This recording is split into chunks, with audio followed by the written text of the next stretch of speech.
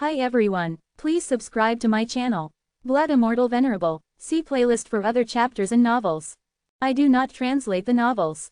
Credits goes to original translator and author of the novel. I only make it as an audiobook so it would be easier to just listen while doing other things. Credits goes to the author of the novel. I convert stories to audiobook for mental health, for multitasking purpose, for accessibility and time saving. Listening to audiobook is also beneficial for people who have disability. It improves our listening skills and improve our English comprehension, vocabulary and other things. So, thank you for listening. Thank you and thank you very much for your support. Chapter 1621. Our Queen is our glory. Seeing the determination in Supreme Lord Leroy's eyes, Zen finally understood. This Supreme Lord was in hiding, but not because he was afraid of Elena or the Supreme Lords behind her. His heavenly destiny was bestowed upon him by Lavender, and the only reason he resided in the depths of the earth was to wait until he could help her take revenge. I, Supreme Lord Leroy, was born of the Demon Knight race. Never have I thought of betraying my own. Supreme Lord Leroy stared at Zen as he spoke with determination. But if anyone tries to lead my people astray, I will be the first to object. He then tapped the bow in his hand and the 3 blood-devouring bone arrows started trembling. After a series of trembles, they rose from the ground and flew towards Supreme Lord Leroy. Puff, puff, puff, the arrows pierced and entered his body, but they didn't seem to leave any wound. Then, Supreme Lord Leroy stepped onto the stairs as a fierce aura emanated from his body. The Supreme Lord had been silent for countless years, but in less than 2 hours since Zen's arrival, he had undergone a fundamental change. Leroy was like an aged arrow, silent and unmoving, but this was not a sign of his loss of power. So long as there was a sliver of a chance, he would forsake his own life for his ideals. Once more, Supreme Lord Leroy appeared before the Demon Knight warriors. The corners of his eyes were wrinkled and his pupils seemed to be burning. Although he appeared old, one could tell that he was handsome in his youth. Zen saved you from the prison island, he said. As a Supreme Lord of the Demon Knight race, I am not responsible for the punishment. But now that the Queen of Punishment has led our own race down the wrong path, it's unfair. No matter what crimes you have committed in the past, from now on, I will let bygones be bygones. I forgive you all for your crimes. The people of the Demon Knight race respected orders. Even after they escaped from the prison island, they were still guilty since Elena had condemned them. So Leroy had to follow through with the procedure. As a Supreme Lord, he had the qualifications to pardon them. Now that the 2 queens left our race in a mess, I need to put our people on the right track. Before you follow me, you should know that I cannot guarantee your safety or your survival, Supreme Lord Leroy warned them sternly. To that, Abby immediately responded, I will die for our queen. I will go for our queen. The cheers continued, I will go. I will go. I will go. The people on the prison island had suffered for a long time, only dreaming of freedom. For the chance to follow a Supreme Lord to accomplish such a goal, they wouldn't hesitate to sacrifice their lives. With a nod, Supreme Lord Leroy muttered to himself, our queen is our glory. Our glory is our life. Gradually, his voice grew louder, echoing within the spacious cave. With eternal slaughter, we will guard the borders of our race. We will be merciless in protecting the prosperity of our race. As he spoke, the Demon Knight members of the Saint Spear sect began muttering as well. This was the declaration of the Saint Spear sect. Our queen is our glory. Our glory is our life. The declaration of the Saint Chain sect began similarly. But it was followed by, we will uphold the order of our race with just punishment. Now that Supreme Lord Leroy had come out, they were using the name of the Queen of Killings to gather as many Demon Knight members as they could. Half a day later, under Supreme Lord Leroy's lead, many people of the Demon Knight race walked through the purple snow world, all with a powerful aura. After advancing about 20,000 miles, they followed this boundless, snowy mountain north and finally arrived right in front of a Demon Knight sacred place. The entire purple snow world was covered in purple snow. Only the sacred place of the Demon Knight race was suffused with a green glow. The purple snowflakes that drifted there would quickly melt into nothing. It was a remote supreme world with infertile land. Its strongest sacred place was only in the 8th grade, the Purple Cloud sacred place. The warriors that Elena and Latonia had recruited were all the elites, and they were basically spirit transformation realm warriors and world lords. No one in the Purple Cloud sacred place was ever recruited. Their Saint Lord had just entered the spirit transformation realm, after all. They weren't even qualified for recruitment. When winter came, beast attacks rose in the north of the purple snow world. Purple Cloud sacred place stood tall there, blocking the attacks. Every winter, warriors of the Purple Cloud Sacred Place would be fully armed, all of the enchanted barriers would be activated, and all the warriors would be on standby. At the edge of the sacred place, dozens of demon knight warriors stood guard atop exquisite wooden buildings, spears in hands. "Look, what is that?" one of the demon knight warriors called out as she pointed her long spear to the horizon. A large group of black dots appeared atop the snowy mountain. Because of the great distance, it was difficult to really distinguish them. The warriors assumed it was a large flock of birds. But birds that could cross the snowy mountain were also extremely powerful and fearsome beasts. "Watch out! Woo!" Some of the demon knight warriors blew their horns. The trees of the sacred place began shaking as the agile sound rang through the trees. From time to time, the sound of bowstrings tightening could be heard. Whoosh, whoosh, whoosh. From the depths of the Purple Cloud Sacred Place, a few rays of light shot over. Leading the group was a woman wearing a red battle robe, holding a long blood-red spear in her hand. She was none other than Lorraine, the Saint Lord of the Purple Cloud Sacred Place. Jumping onto the tallest tree she could find, she gazed into the distance. Scarlet light flickered within her eyes. She was using some sort of theurgy. Something seemed to puzzle her as she looked around. "Saint Lord, are they the bloody corpse eagles?" an elder below asked. The bloody corpse eagle was known to be an extremely violent giant bird, and was infamous in the Purple Snow world. Often they would come and go in groups of at least 100 to plunder the Purple Cloud Sacred Place. If there were thousands of bloody corpse eagles, they would undoubtedly cause some damage.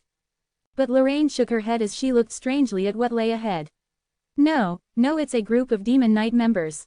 "What?" Hearing the Saint Lord's words, all the elders of the sacred place wore strange expressions. At such a time, it was supposed to be impossible for the demon knight members to visit.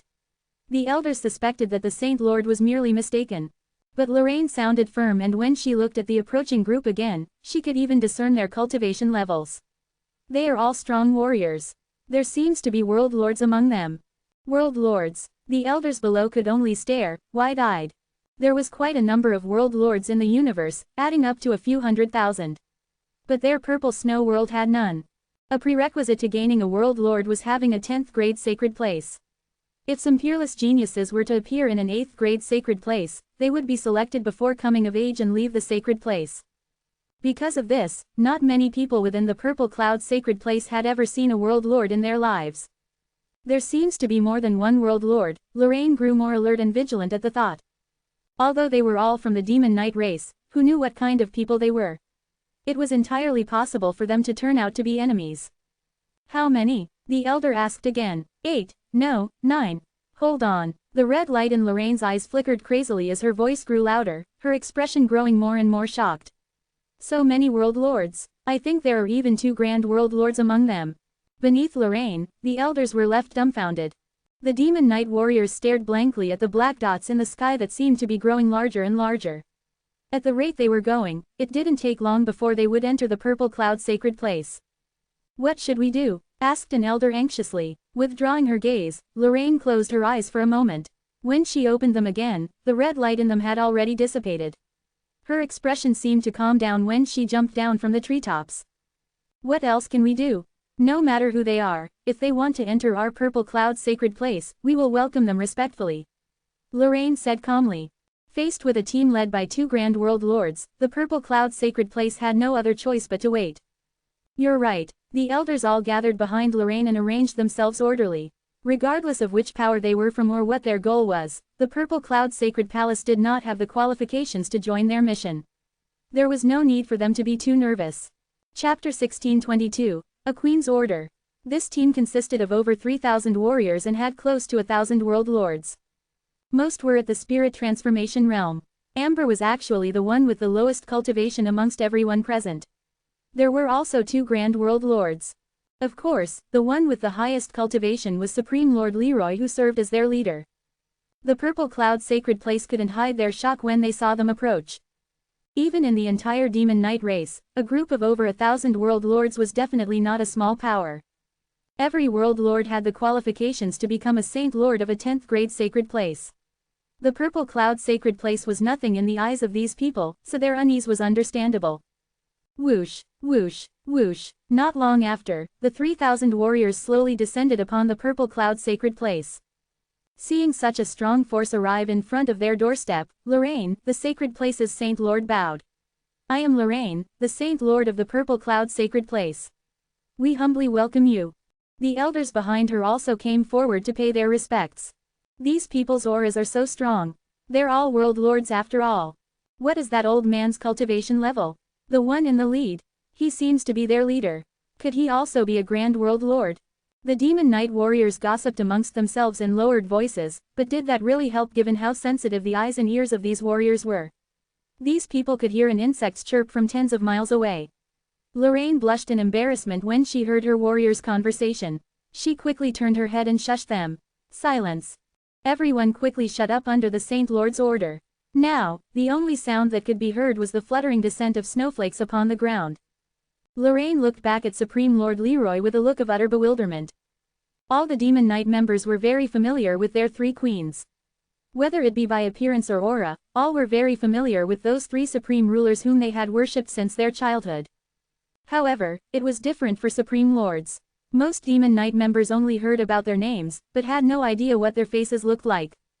Moreover, the disparity between a Supreme Lord and a Grand World Lord wasn't in terms of cultivation but of heavenly destiny. Furthermore, Supreme Lord Leroy had hidden himself for so many years. It was only normal for Lorraine to not recognize him. Meanwhile, most of the Demon Knight members' gazes lingered on Zen. Why was there a human here? Weren't the Demon Knight warriors against humans now? Could he be a prisoner? It didn't seem like it. Supreme Lord Leroy did not waste any more time. He calmly swept his gaze amongst the crowd and voiced out his order. I want to use the queen's statues. Lorraine and the elders were taken aback at his request. The place where the statues were located was at the center of each Demon Knight sacred place. All statues connected with each other and were only used for the most urgent of matters. What did these people want with their queen's statues? Unable to refuse these powerful warriors, Lorraine could only ask about their background. May I ask who you are? Which of the 6 sects do you belong to? Only the 6 great sects would have been able to gather such a mighty force. However, all 6 already accompanied the 2 queens into battle in the Ogre's Supreme Worlds. Who were these people then? Why did they appear here? Saint Spear Sect, Supreme Lord Leroy replied calmly. Saint Spear Sect, Lorraine repeated in astonishment. Her strength wasn't that impressive, but she was still a Saint Lord who was entitled to some information. As far as she knew, the Saint Spear Sect had already fallen. I am Leroy, Supreme Lord Leroy added. Saint Spear Sect, Leroy. Huh, Lorraine's entire body froze. It wasn't just her. Most of the elders also looked as if they had seen a ghost. Supreme Lord Leroy had disappeared for such a long time that the Demon Knight race actually forgot that he existed in the first place. Some warrior poked another in the waist and mumbled in a small voice, Supreme Lord Leroy. Supreme Lord Leroy, Lorraine announced in realization, bending down on one knee to salute him. The elders naturally followed suit. Regardless of rank, a Supreme Lord stood in front of them, and it was only proper that they gave him the due respect to him.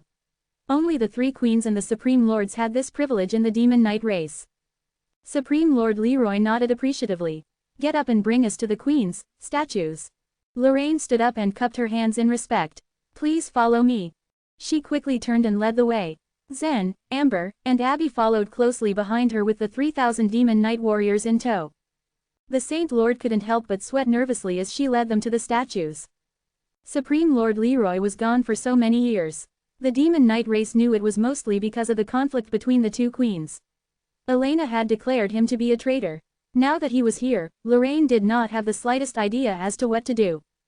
If the Purple Cloud sacred place got embroiled into the conflict in the upper echelons, then they would most probably suffer. However, Lorraine quickly shook this thought away from her mind. No matter the outcome, it wasn't anything she or her 8th grade sacred place could control. Soon enough, the entourage arrived at the Purple Cloud sacred place's holy tree. Zen couldn't help but notice how similar this holy tree was to the one he saw on the Sea God continent. The only difference was that this one looked more majestic. In the middle of the hall were 3 gigantic statues. Each statue was translucent and golden in color, as if made from the most exquisite amber. The Demon Knight had various sacred places, and each one had its own unique statues made of the best materials that sacred place could gather. With her job done, Lorraine quickly stood to the side and watched whatever Supreme Lord Leroy and his group sought to do. Zen noticed nothing abnormal with Lavender's statue. When she erased the soul-sealing needle, the damage her soul took wasn't that great. However, what was most troublesome was that all her memories had been erased. Soul damage would have been an easier problem to fix. The celestial position race was always at the ready to help him. However, that couldn't be said for memories. As of right now, Zen still had no idea how to fix this for Lavender. Supreme Lord Leroy took a good look at Lavender's statue before turning to Zen. Prepare yourself. What we are going to do will no doubt cause a huge commotion within the Demon Knight race. Zen nodded. I'm ready. Whatever they needed to do, be it a small action against the Demon Knight race or a decisive battle against the Sacred race, all would be a step closer towards the end. What he needed to do was face them head-on without any sort of hesitation.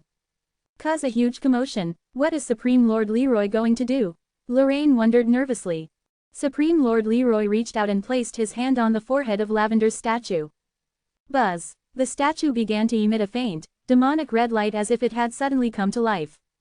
At the same time, all the statues of the Queen of Killings in all of the Demon Knight race's sacred places, whether it be in the upper or lower world, began to tremble. These statues were made of various materials: rock, gold, crystal, wood, bronze. Yet at that moment, all of them released a demonic red light. In addition to the statues in the sacred places, there were also two squads, led by Latonia and Elena, that carried statues with them since it was a must to pray in front of them every day. These two also emitted the red light. It's all on you now, Supreme Lord Leroy said. Zen nodded and took 2 steps towards the statue. He once again brought out Lavender's soul and quickly fused it with the statue. This caused Lavender's statue to emit even more light. Zen took 2 steps back. Now, it was Supreme Lord Leroy's turn. At that moment, the Supreme Lord was Lavender's representative and could issue orders in her stead. Lavender's soul activated the statue, but she was unable to announce any sort of order. Zen, being human, did not necessarily qualify to be her representative. Only Supreme Lord Leroy held enough qualifications and authority to issue an order. Chapter 1623. A Cold-Blooded Woman. In the Bloody Evil World. The bloody plain of the Bloody Evil World was known as a land cursed by gods. If one were to dig up some of the soil, they would find that red blood flowed within. The entire plain was barren all year round. Not a single crop could be seen. However, the Demon Knight race had arrived at the place. Ever since then, thick purple trees had sprung up from the bloody plain. The leaves of the purple trees were as sharp as knives. The trees looked similar to natural fortresses as they were wrapped entirely by the razor-sharp leaves. The trees were called purple feather trees, and only the Demon Knight race had such trees. It would only take a few days to grow a palm-sized seed to a tree that towered to 400 to 500 feet tall. The sharpness of the leaves on the treetops could be compared to a sacred weapon. They could easily hurt anyone that would be stupid enough to touch one. The trees were impervious to water and fire. Regardless of whether one buried the seed in solid rocks or in bitter seawater, it always developed, spread its roots and thrived. Therefore, the purple feather trees were the mobile palaces the Demon Knight race used whenever they were in a war. The trees that could be grown in such a short time would instantly be used to construct their headquarters. The Demon Knight race had settled down on the bloody plain during their fight with the ogres. In less than half a month, the bloody plain was already filled with purple feather trees. These impenetrable fortresses were established in such a short time because of the trees. Whoosh! Dozens of bright silver dots of light suddenly appeared in the sky above the bloody evil world. Their radiance almost blinded anyone that saw them. These dots of light were like the individual suns that illuminated the dark bloody evil world as if it were morning. They streaked across the horizon, passed through mountains and rivers, and headed straight for the bloody plain. The direction the dots traveled to was towards the purple feather trees on the bloody plain. The first light dot exploded on the plain and created a powerful annihilation force that wrapped around 10 purple feather trees. Boom! After a loud bang, the 10 purple feather trees disappeared without a trace. There were thousands of Demon Knight warriors on every purple feather tree. When the dot of light smashed, the Demon Knight race lost a massive amount of 10,000 people. Most of the warriors engulfed in the blast were world lords. On the tallest purple feather tree in the bloody plain, a blue-clothed woman suddenly appeared. She brandished her hammer in her hand. The hammer started to emit energy. Almost instantaneously, the thunder law madly rushed out. After the law powers gathered together, they turned into a bolt of sharp lightning that shot towards the dots of light in the sky. Crack, crack, crack, boom, boom, boom, boom, boom. Every time a lightning tentacle came into contact with the circular light dots, it would instantly detonate the light dots. All the dots of light were detonated in the air, and the light was 10 times stronger than before. Under the strong light, the intense heat was released and spread out. The explosion scorched anything in its vicinity. The purple feather trees closest to the light dots were instantly ignited by the heat and began to burn one after another.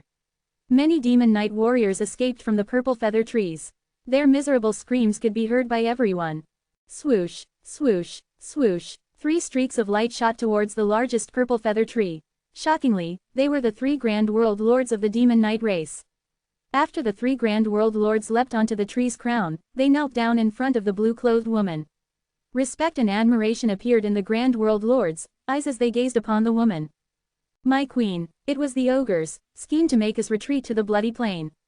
Those imbeciles had such a devious plan. In just a few short days, more than half of our demon knight warriors have died. Should we evacuate first? My queen, our enemies may seem reckless, but they are actually quite cunning. They want to exterminate us with such underhanded methods. My queen, the 3 Grand World Lords of the Demon Knight race were the 3 major generals of their expedition. Power and wisdom were necessary for their position. The Demon Knight race had suffered heavy casualties after they had entered the bloody evil world. The 3 Grand World Lords felt pain in their hearts as they grieved for their companions. On the surface, the warriors of the Demon Knight race were supposed to be superior to the ogres, whether it was in terms of intelligence or strength. But after the real fight, the Demon Knight race found that the ogres far exceeded their imagination. The ogres that looked foolish and ugly seemed to come to their senses suddenly. Their actions began to be very smart. This was something that the Demon Knight race had never expected. The ogres had set up a powerful barrier in the bloody evil world. The warriors of the Demon Knight race were forced to build their headquarters in the bloody plain. Nonetheless, the Demon Knight race became living targets for the ogres. The bombardments from the ogres were ineffective against Supreme Lords. However, the other warriors of the Demon Knight race had suffered terrible losses against the ogres' attacks. Elena stood at the end of the branch. Her long skirt fell down from the tree trunk several dozen feet away. A finger-thick branch supported her whole body as if she was weightless. When she heard the persuasion of the 3 generals, her face remained expressionless. I understand. You can leave now, she said in an indifferent tone. My queen, despair flashed across the faces of the 3 generals. Their voices reflected their negative sentiment. As members of the Demon Knight race, they were absolutely loyal to their queen. Even if Elena had suddenly led them to become the enemies of the whole universe and sided with the sacred race, they didn't hesitate and did as they were told. However, Elena didn't have the slightest bit of mercy or care for her own people. She had slaughtered her way through the ogres' supreme world, but at the cost of countless lives of Demon Knight warriors. The lives of her own people were sacrificed to pave the way for her desires. Elena's actions made the Demon Knight warriors feel a chill in their spines. They were confused as to what the purpose of her actions was. Get out of my sight already. When she saw that the 3 generals were still on their knees, Elena's face flashed with a trace of viciousness. Her eyes were filled with disgust as she looked at the 3 warriors still in front of her. However, the 3 generals remained unmoved. Their faces were filled with despair as they stared at Elena. Sorrowful eyes revealed their hopelessness. How dare you disobey me? What do you want? A cold smile suddenly appeared on Elena's face. An invisible pressure spread out, which caused the surrounding space to faintly crackle with lightning bolts. The harsh methods of the Queen of Punishment were well known, but the 3 generals were already committed. They planned to stake their lives for the good of their people. After they witnessed their companions get killed one by one and suffered from such an unexpected disaster, the generals were heartbroken. That was worse than their own deaths. To persuade their queen, they would rather accept Elena's punishment. My queen, please consider our pleas. I hope that we can temporarily retreat. It is for the good of our people, a general continued to beg. Pa, one after another, electric snakes appeared on the general's body. The snakes wrung around almost uncontrollably. Being devoured by the lighting, the general suddenly rolled away in pain. After just a few seconds, the general hung motionlessly at the side of the tree trunk as she trembled from head to toe. A burnt smell emanated from her body. Elena's expression was cold as her gaze shifted to the other 2. The 2 Grand World Lords were still as brave as before. Even after they saw the miserable state their companion was in, they didn't waver in the slightest. Their commitment to change her mind was enough to lay down their lives. Alas, after she saw such committed expressions from the other generals, Elena let out a deep sigh. In 2 days, Latonia's team should be able to reach the bloody evil world. We'll be able to break through this pass. I believe that the way before us will be unobstructed. The way before us? What do you mean, my queen? Should we go ahead and fight the celestial position race? And how about the thoughtless minds? Are they going to be our enemies too? One of the two generals asked politely. In actuality, the strongest team of the Demon Knight race should be the team of the Queen of Killings, namely the Saint Spear sect. The group was led by Lavender, and they were the strongest sword of the Demon Knight race. However, after Lavender disappeared, the members of the Saint Spear sect were killed or prisoned. With the current strength of the Demon Knight race, it would be tough for them to face anyone of the strong forces of the humankind. Additionally, the three forces of the humankind and the celestial position race had long been tightly allied with each other.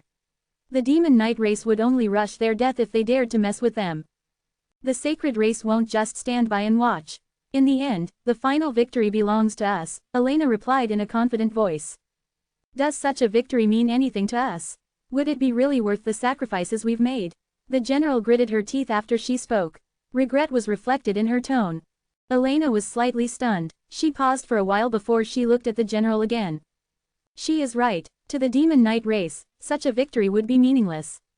However, for the sacred race, for the person who planted the soul-sealing needle and created the Demon Knight race, this matter would be of great significance.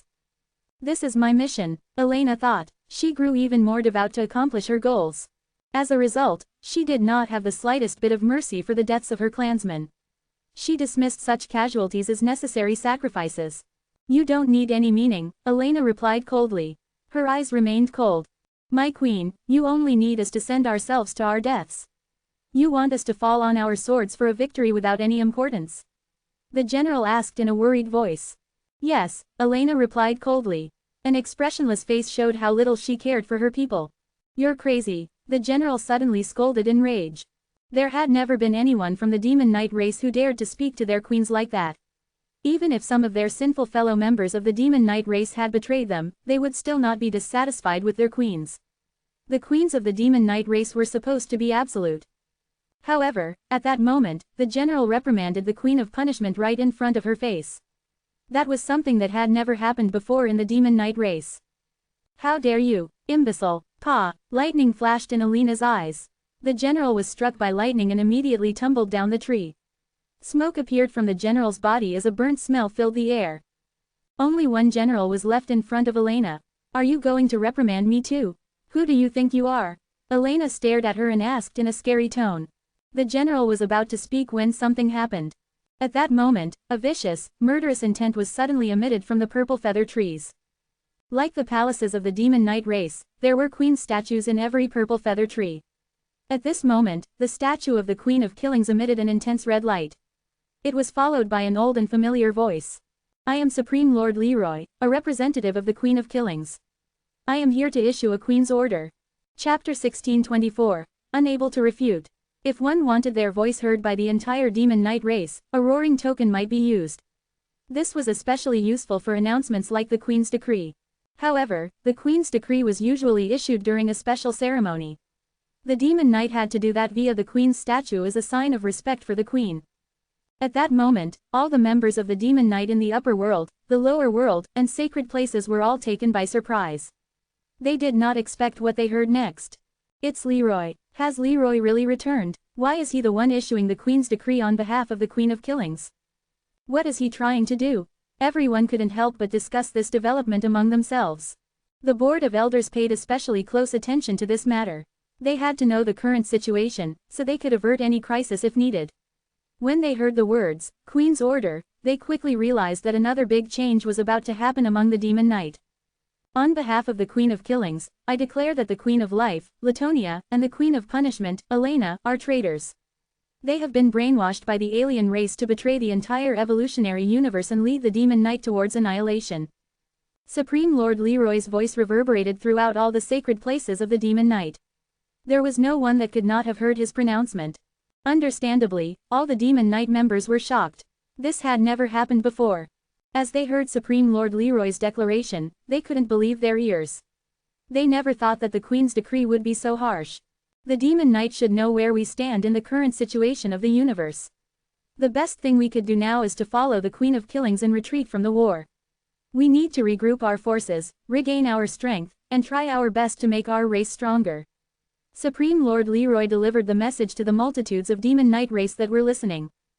The three queens were equals in the hierarchy of power, so the Queen of Killings was not qualified to pronounce the crimes of the other two queens. This kind of queen's decree was null and void. However, Supreme Lord Leroy was sure that the Demon Knight members had reached the limit of their patience for Latonia's and Alina's impulsive antics.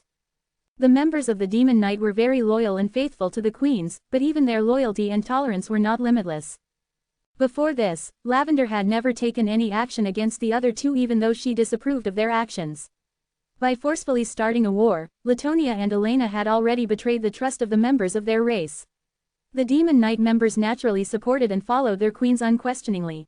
They had no other choice but to obey their queens when Alina and Latonia took action together.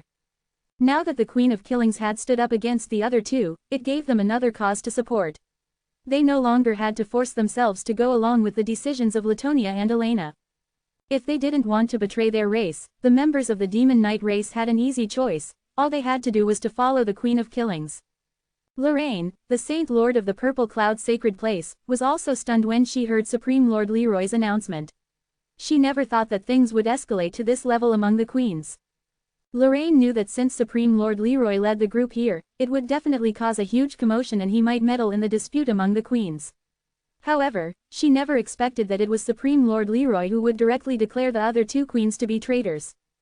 The severity of the situation had far exceeded Lorraine's imagination. After Supreme Lord Leroy finished his words, Zen smiled. I believe that that woman will make her move soon. She has never been able to control her emotions and reactions. Supreme Lord Leroy looked calm. I'm just afraid that she won't retaliate. Our race members are very smart, and are the most loyal warriors. They are not idiots, they understand what choice they should make. What Supreme Lord Leroy was currently trying to do was to alienate Latonia and Alina from the Demon Knight race and then think of a way to kill them. He had just taken the initial step. Clang! Lavender's statue was shattered into pieces. The severed head of the statue rolled in front of Alina, and with a single step, Alina smashed it. She was so angry that she wasn't able to control the rage in her heart. She grimaced angrily. Her beautiful face was completely distorted. Just as Zen had expected, Alina immediately launched a counterattack. All statues of the Queen of Punishment in the Demon Knight race's sacred places emitted rays of blue light. Lightning also continued to flash across the sky simultaneously. Alina uttered, "Humph, Leroy. You are just a little mouse hiding in your lair. Now you finally dare to come out from your dark corner. What right do you have to represent Lavender and issue the Queen's order? Even Lavender doesn't have the qualifications to declare me to be a traitor." Hearing Alina rant against Leroy angrily, all the members of the Demon Knight in the sacred places turned silent. Somehow, they knew that Alina had a valid point. Alina gathered all the elites and geniuses from every supreme world. In this senseless war, there was bad news every day, especially for the ordinary citizens. The victims who died in the war were the Demon Knight members' sisters, brothers, and children. This despair spread and accumulated over time. They couldn't do anything about it. When Murphy had created the Demon Knight race, he had made careful consideration and had given unwavering faith to this race. At the right time, after the soul-sealing needles were activated and if the three queens were unified in one goal, the members of the Demon Knight race would have no room for doubt. They would have no choice but to put their faith on their queens. Unfortunately, Murphy hadn't counted on this happening. One of the queens had forcefully erased the soul-sealing needle and caused a fatal error. Supreme Lord Leroy's voice once again rang through all of the sacred places of the Demon Knight race via the Queen's statue. He had completely predicted that Alina would strike back. It could even be said that Alina's words were what he was waiting for. You are correct. I am indeed unqualified, and not even Lavender can pronounce you as traitors. But the ones who have the power to decide are tens of thousands of members of the Demon Knight race. I believe that all of you will make the right choice. When Supreme Lord Leroy finished speaking, Alina looked even more furious. Shania, who led a group of warriors towards Bloody Evil World, also pulled a long face. Supreme Lord Leroy's remarks were so trenchant and caused them undue distress. How dare this Supreme Lord accuse two queens of being traitors to their race? Due to their frustration, they weren't even able to refute him. At that moment, all members of the Demon Knight race realized that they had been given a new way out. Supreme Lord Leroy's words meant that the freedom to make their own choice had been returned to each and every one of them. The ordinary Demon Knight warriors and even the loyal followers of Alina and Latonia began to hesitate. They realized all the things that Alina and Latonia did brought their race to ruin. We are willing to follow the Queen of Killings. Those two despicable queens are bringing us to a dead end. They have never Really cared about us. Alina's body stiffened where she stood. The lightning in her eyes danced unceasingly, and a murderous intent could be seen in them. She wasn't even able to refute Supreme Lord Leroy's words. The Grand World Lord still knelt on the tree trunk. After she heard what Supreme Lord Leroy said, a smile appeared on her face. She saw Alina's stiff back, but the Grand World Lord felt extremely gratified. In her eyes, Supreme Lord Leroy and Lavender had become the saviors of the Demon Knight. Buzz, buzz, buzz. A purple ray of light appeared behind Alina. As it flickered, it condensed into the shape of a human. This person was Supreme Lord Leia of the Demon Knight race. The Supreme Lords of the Demon Knight had a relatively special status. Although they were appointed by the queens, they were not absolutely loyal to them. Thus, the queens of the Demon Knight cultivated those who were loyal to them and let them carry the heavenly destiny. For example, Supreme Lord Leroy became a Supreme Lord because of Lavender's support, and Supreme Lord Gunter was trained by Alina. However, Supreme Lord Gunter had been trapped in Zen's desperate melee and had eventually perished. Alina, just give up, Supreme Lord Leia said flatly. Alina suddenly turned around and stared at Supreme Lord Leia. Her heart was filled with rage. You also want to betray the Demon Knight race? Supreme Lord Leia gazed at her and replied, I will not betray the Demon Knight race. Then why do you advise me to give up? Alina asked angrily. Because I won't be supporting you anymore, Supreme Lord Leia replied. In fact, when the Demon Knight attacked the ogres, the Supreme Lords of the Demon Knight had also strongly opposed. Unfortunately, the two queens had already made up their minds. Even the Supreme Lords had no choice, but this didn't mean that they agreed to it. You want to help that jerk? Alina asked again. Supreme Lord Leia answered, just as Leroy has said, I have the right to decide for myself. She did not betray the Demon Knight, she just chose to support the other queen. Alina glared at Supreme Lord Leia, the thunderbolts in her eyes crazily sparking. The Saint Thunder meteor hammer in her hand suddenly shook, and a thick bolt of lightning shot towards Supreme Lord Leia like a giant python. Boom! Supreme Lord Leia nodded slightly and a silver mirror appeared in front of her. When the thick bolt of lightning struck the mirror, it rebounded to the sky and disappeared without a trace. This mirror was the heavenly destiny that Supreme Lord Leia carried, known as absolute reflection. Under the protection of the law of causality, Supreme Lord Leia could let almost anything be reflected back. I won't attack you for now. Supreme Lord Leia looked at Alina, her calm eyes already faintly emitting an intent to kill. However, I will destroy you next time we face each other. After Supreme Lord Leia finished speaking, her figure slowly disappeared from where she stood, leaving behind a stunned Alina. On the bloody plain, the soldiers of the Demon Knight started to lose focus. They all poured out of the purple feather trees, and the army that was never afraid of death began to disintegrate.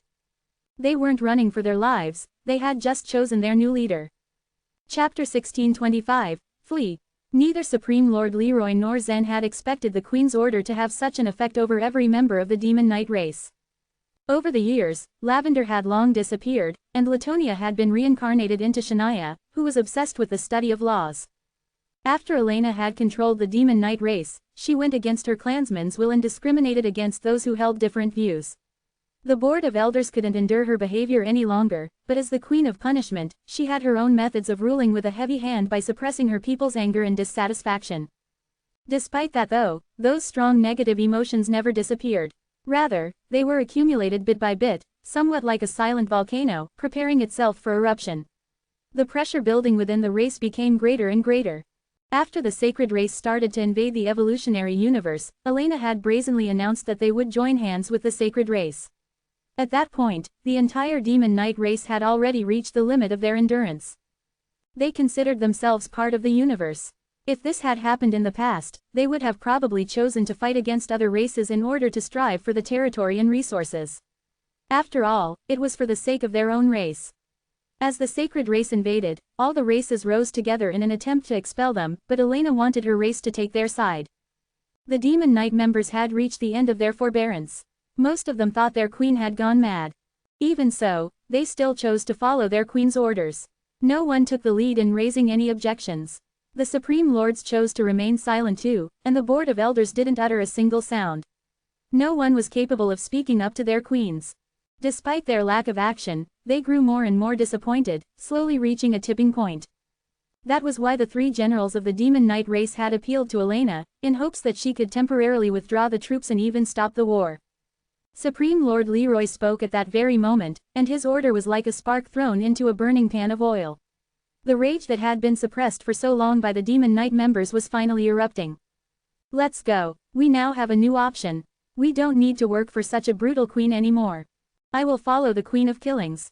World lords and martial artists of the Soul Sea Realm, the Spirit Supreme Realm, and the Spirit Transformation Realm shouted at once, all beginning to flee. A few of the others tried to stop them. Of course, Elena had ruled the Demon Knight race for many years and therefore, she had many trusted followers on her side. Almost all the commanders in the expeditionary army were her subordinates and also her loyal followers. Crack! The whip snapped through the air so fast that only its shadow could be seen exploding like a firecracker. A Demon Knight commander had brandished her long whip and reprimanded the escaping soldiers. Those who escape from this battle will be killed. Punishment for the Demon Knight race was extremely severe. If the soldiers led by the commanders ran away, they too would have to bear a great share of the responsibility. The situation was getting out of hand though. Too many martial artists wanted to flee. Despite the whip strike from the commander, over 100 of them had already left. It was known to all that the law couldn't be enforced when everyone was considered an offender. How could the commander stop this? Seeing that her warning had no effect on her soldiers, the commander raised the whip in her hand once again and lashed it toward a martial artist at the Spirit Transformation Realm. Crack! A second unbearable snapping sound was heard. The commander was as strong as a world lord, so her whip had extraordinary power. Without being able to defend herself, a small portion of the Spirit Transformation Realm martial artist's body exploded after being hit by the whip, before she fell onto the bloody plain. The commander was facing a juncture. And she had no other choice but to execute one as a warning to the others. Despite seeing this cruel scene, the Demon Knight warriors who wanted to leave didn't get intimidated. It was a pity that the commander's method required absolute strength. If the commander was a supreme lord, then she was probably capable of intimidating the soldiers who wanted to flee by killing that martial artist. Nevertheless, she was only a world lord herself. Quite a few of the soldiers that fled were also world lords, and a few of them were even grand world lords. The moment the madly fleeing soldiers saw their comrade in arms lying dead on the plain, an intense emotion immediately displayed itself on their faces. Dozens of aggrieved gazes were focused on the commander, too. She is loyal to Elena, someone said. She's the culprit, let's kill her to avenge our comrade in arms. Another soldier agreed. Rip her apart. The soldiers might not have the courage to face Elena, but they didn't fear their commander. At least, far less. The long whip wielder's facial expression had also changed drastically within a split second. The soldiers who wanted to run away just moments before had turned into raging devils in the blink of an eye. She could sense their anger pulsating toward her. After nervously retreating a few steps backward, the commander turned around with the full intention of escaping the furious mob. Unfortunately for her, it was too late. The angry soldiers instantly rushed forward, tearing her to shreds in seconds. The other commanders could do nothing but stand to the side and watch the scene. Their faces had all turned dreadfully pale with fright. They didn't dare to stop the fleeing soldiers anymore. And as a result, more and more soldiers fled, of course. This crazy chaos continued for a long time. At the end of the bloody plain were stationed the ogre martial artists. Facing the invasion of the Demon Knight race, the ogres were under great pressure. Although they had tried their best to kill the Demon Knight soldiers, the two queens and the Supreme Lords were much stronger than they were. If the Demon Knight race captured the bloody evil world, the ogres would have no way of retreating. They would probably have to abandon their territory and seek refuge with the Celestial Position race. For this reason, the ogres had placed a large number of troops in the bloody evil world, in their best attempt at stopping the Demon Knight race from marching forward in the bloody plain. The army led by Elena was already quite powerful, though. With the reinforcements from another army of her race, the bloody evil world probably wouldn't be able to hold them off for very long. Now, the ogre leaders were gathered together, discussing their battle strategy. We need to inflict heavy casualties on the Demon Knight army before the reinforcements from the Queen of Life arrive. Only then will we have the chance to thoroughly defend ourselves against them, a golden-haired ogre Grand World Lord mentioned. Supreme Lord Matthias didn't say a word. To the ogres, this was very risky. And as Supreme Lords, they couldn't afford to die here because they were the decisive force of their race. If they didn't take any risks though, their chances of survival would be extremely small. If this whole situation continued to drag on, they would most likely lose the battle. Supreme Lord Matthias had no other choice but to ultimately make a difficult decision. Just as he gave his first order to attack, however, one of his spies delivered a piece of news he hadn't heard before. Report. The Demon Knight race has collapsed without battle. Their soldiers are now frantically running away. Hearing this news, all the ogre leaders present couldn't help but become shocked and confused. How was this even possible? During the battle with the Demon Knight race, the ogres had become well aware that their enemies were not to be underestimated. Most of the Demon Knight members weren't very talkative, but they were all cold-blooded assassins who weren't afraid of death or pain. They were willing to sacrifice themselves for their race. The ogres, on the other hand, were known for their bravery. After the outbreak of the all-out war with the Demon Knight race, compared to the warriors of the Demon Knight race, the ogres were as weak as kittens. In reality though, it wasn't that the ogres were too weak, but that the Demon Knight race was too reckless. How could such a race suddenly collapse and flee? No one understood. Supreme Lord Matthias' face was filled with disbelief. His massive figure suddenly shot toward the sky, tearing apart the wide tent in an instant. His large eyes gazed into the distance, and his expression changed from disbelief to cheer. From his position, he could clearly see the warriors of the Demon Knight race fleeing toward the other side of the bloody plain. The news they had just received was true. The other Grand World Lords also flew upward, gazing into the distance. From there, if they wanted to see the absolute end of the plain, they would need to use some theurgy.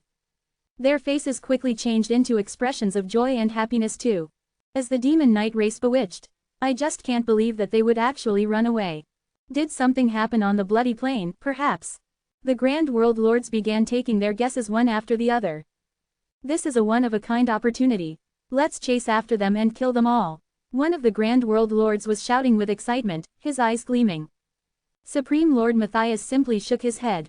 We can't. It's highly possible that this is one of their tricks. Supreme Lord Matthias is right. The Demon Knight race has many tricks up their sleeves.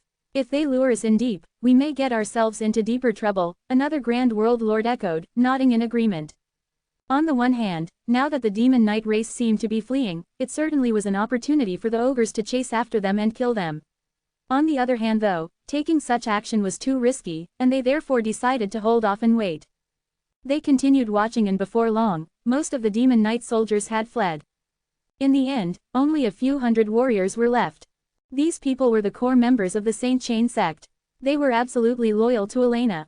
They worshipped her, but now, even they didn't dare approach her palace. Elena, on her behalf, was still standing alone on top of the purple feather tree.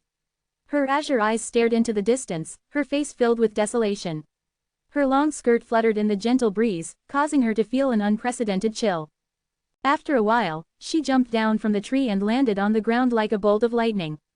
She glanced at her trusted follower, and the killing intent on her face became even stronger. Tell Shania that we're going back home. My queen, if we go back now, one of her subordinates was trying to speak up. Crack, a thunder law, thicker than anyone had ever seen, lashed downward like a dragon's tooth, hitting the speaker. She instantly turned to charcoal, still standing motionlessly like a burnt log. As the other subordinates watched the scene unfold before them, their eyes began to twitch and bulge fiercely, but no one dared to move an inch, for fear that their queen would get even angrier. Elena's expression didn't change in the slightest, though. All she wanted to do now was vent her anger on Leroy like he deserved. Chapter 1626. The Inauguration Altar. Supreme Lord Leroy stood in the hall of the Purple Cloud Sacred Place, his posture rigid and upright. His stormy gaze scanned the warriors before him, demanding their attention. Our first step would be to isolate the two queens of the Demon Knight race, he murmured with conviction. And what should we do following that? Zen asked in response. Think about it. What do the queens of Demon Knight rely on? Supreme Lord Leroy shot him the question. Zen thought for a moment.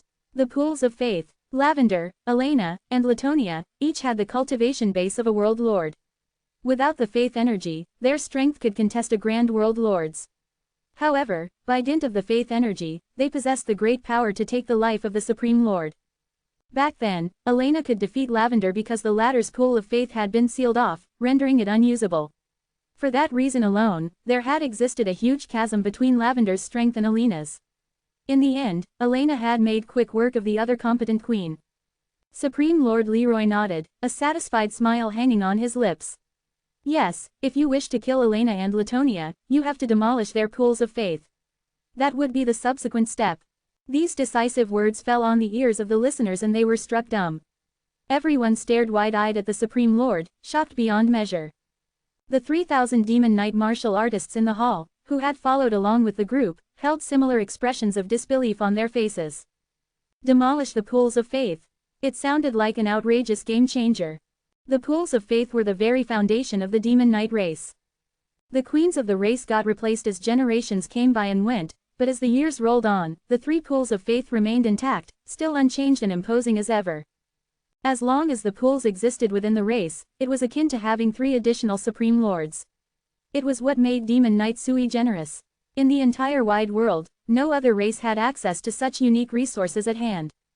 Supreme Lord Leroy, we cannot do so. We can let 2 queens perish, but we absolutely refuse to see the pools of faith destroyed. They are the very basis of demon knight. We cannot exist without them. Following the lead of the Grand World Lord, Abby, the members of the demon knight race raised their voices in unison in an attempt to persuade Supreme Lord Leroy to turn his verdict. Lorraine, Saint Lord of the Purple Cloud Sacred Place, was left aghast as well. A frown marred her features as she contemplated the future of the race. She judged Supreme Lord Leroy's decision to be absolutely preposterous. All that she had witnessed today had been rather too strange for her liking.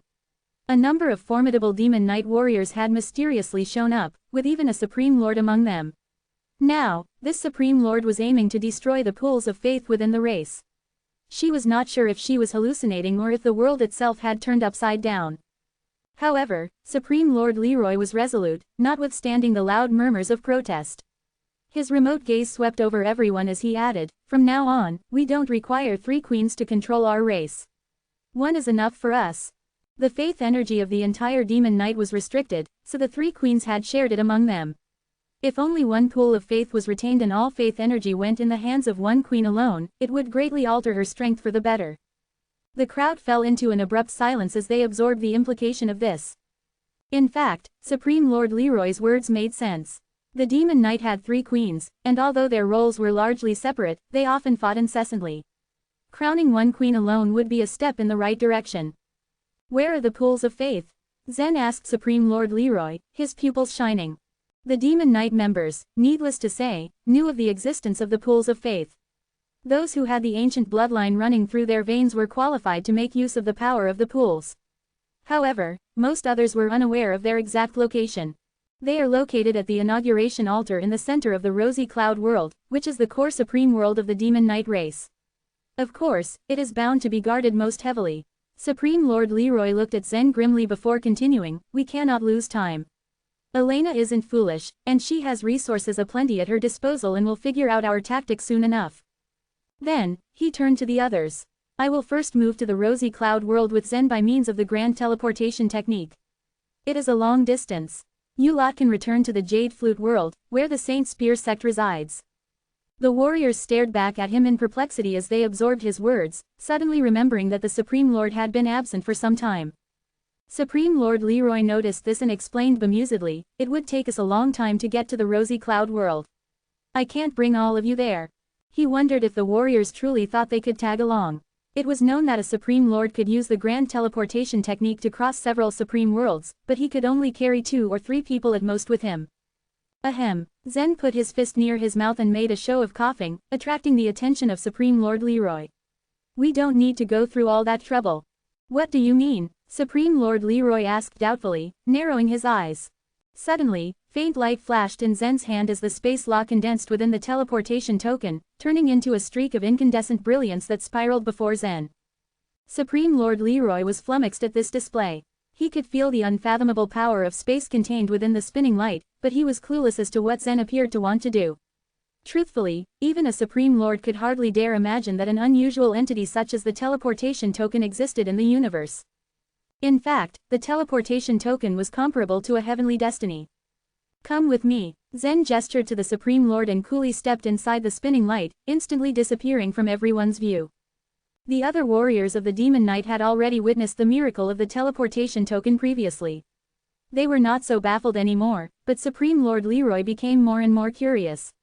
With careful steps, he entered a strange space, his body sinking into the inky blank expanse all of a sudden. The shock on his face only intensified as he saw the enormous image of the universe beneath his feet.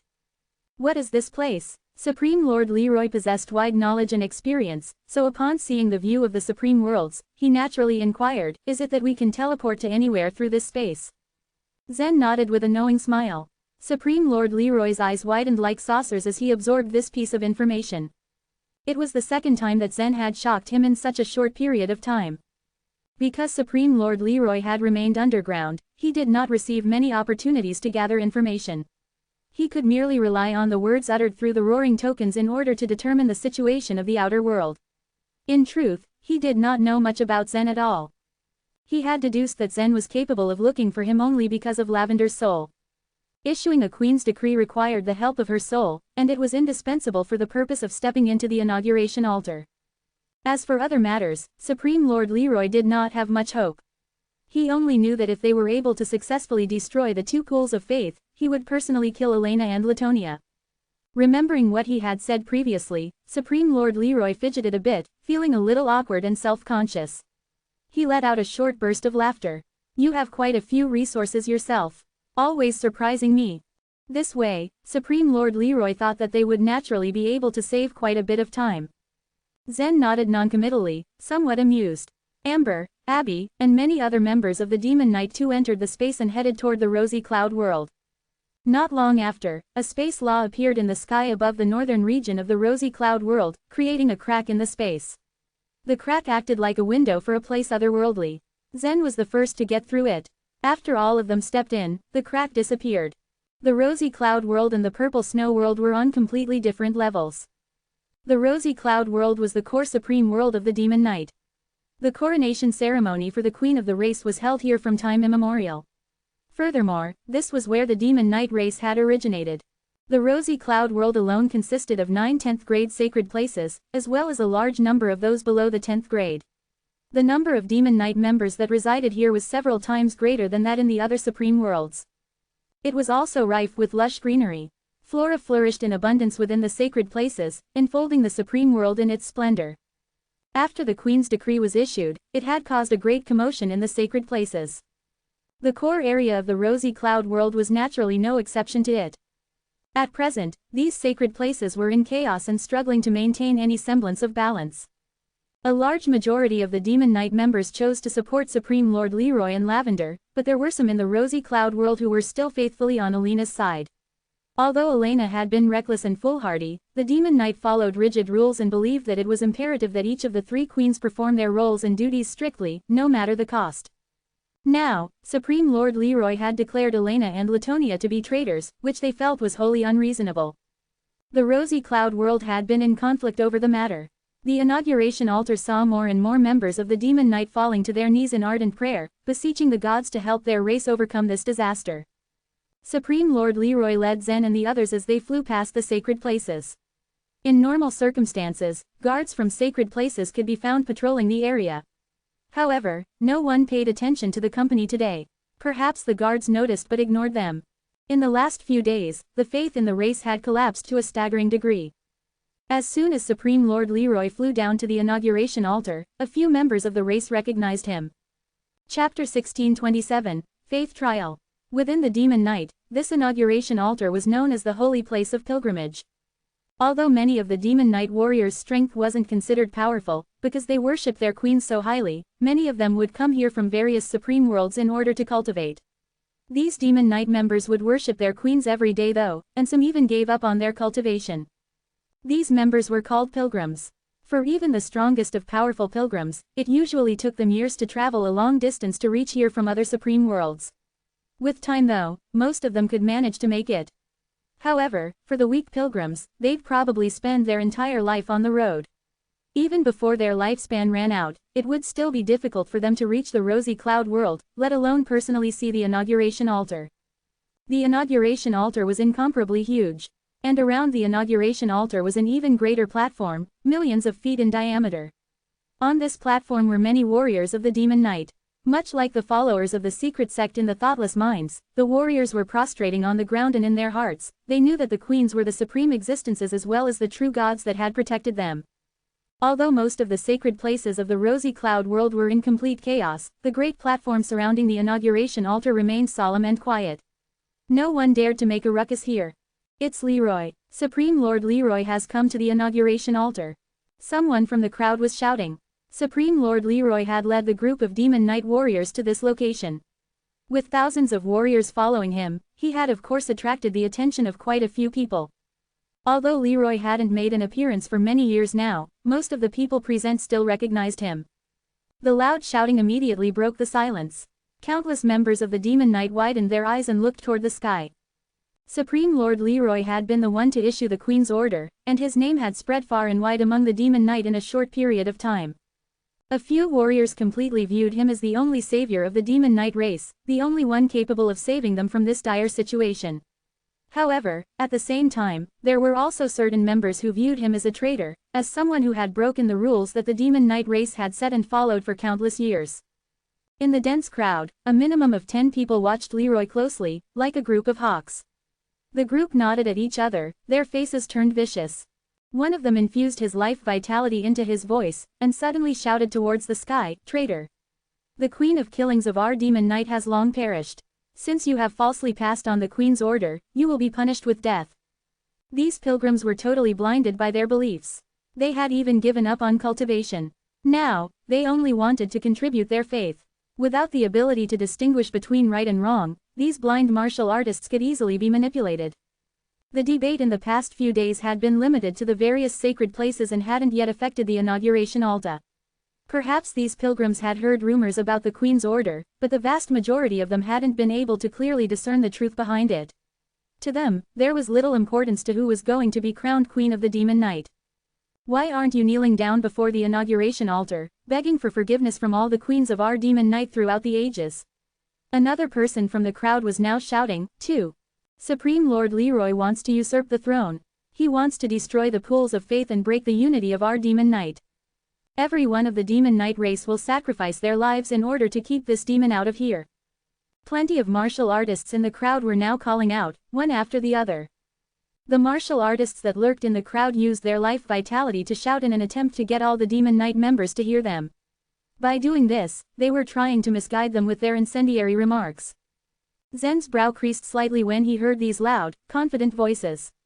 The voices coming from below were obviously extremely strange.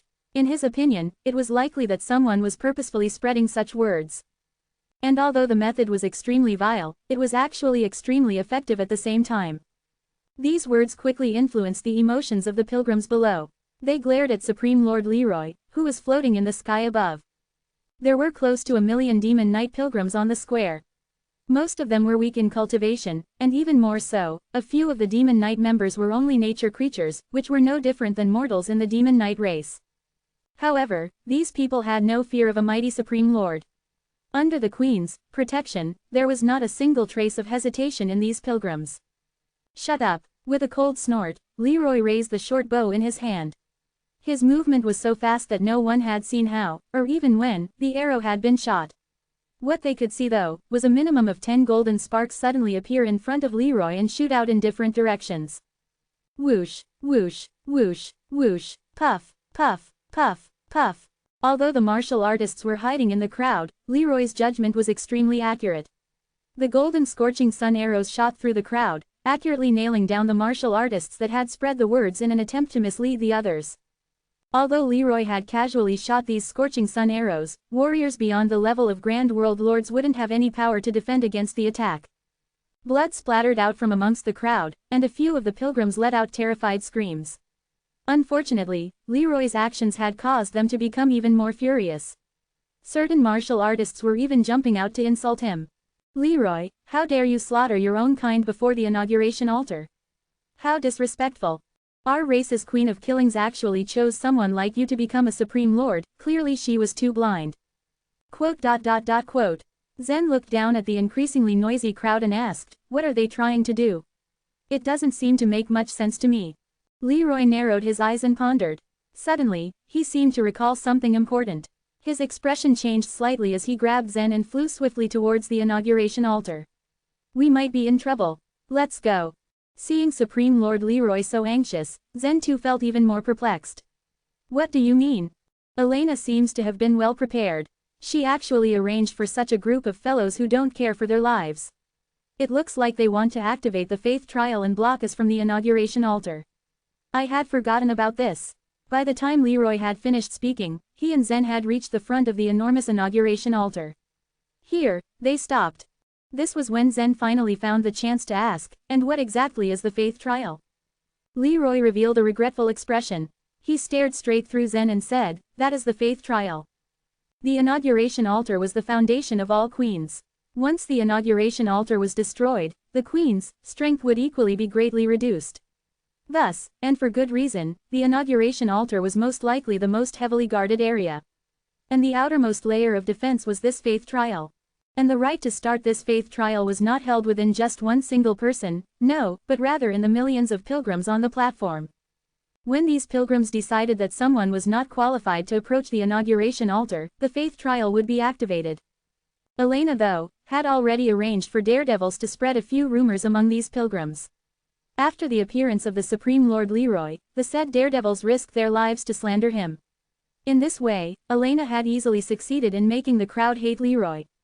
Furthermore, she had also calculated that Leroy would take action to kill these daredevils, and she had thus purposely arranged for several batches of daredevils to complete the mission. When the first batch of daredevils were killed by Leroy, the second batch of daredevils would continue to slander him. With the constant slander, a few of the pilgrims who didn't know the truth started to view Leroy as an enemy. They all glared at him, suddenly seeing him as a nemesis of the Demon Knight. Not all pilgrims were so brainless, however, the world would always be made up of people who didn't know the entire truth. Because most of the pilgrims saw Leroy as an enemy, the first layer of protection on the inauguration altar, the faith trial, was put into effect.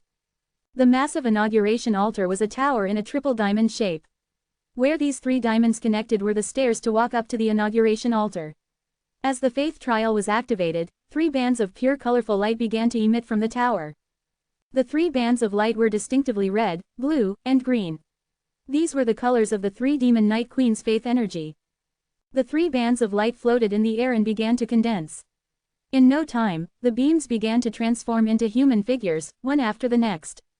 Seeing the human figures that were slowly condensing in the sky, Leroy retreated a few steps. These faith energies have condensed into the faith bodies of the Demon Knight Queens throughout the ages. You have to be careful. How strong are they? Zen asked, as he stared at the bright beams of light that continuously swerved and swiveled, changing shapes completely. They are on par with the Grand World Lords, Leroy replied flatly. They may be at the level of Grand World Lords, but you're a Supreme Lord, Zen snickered.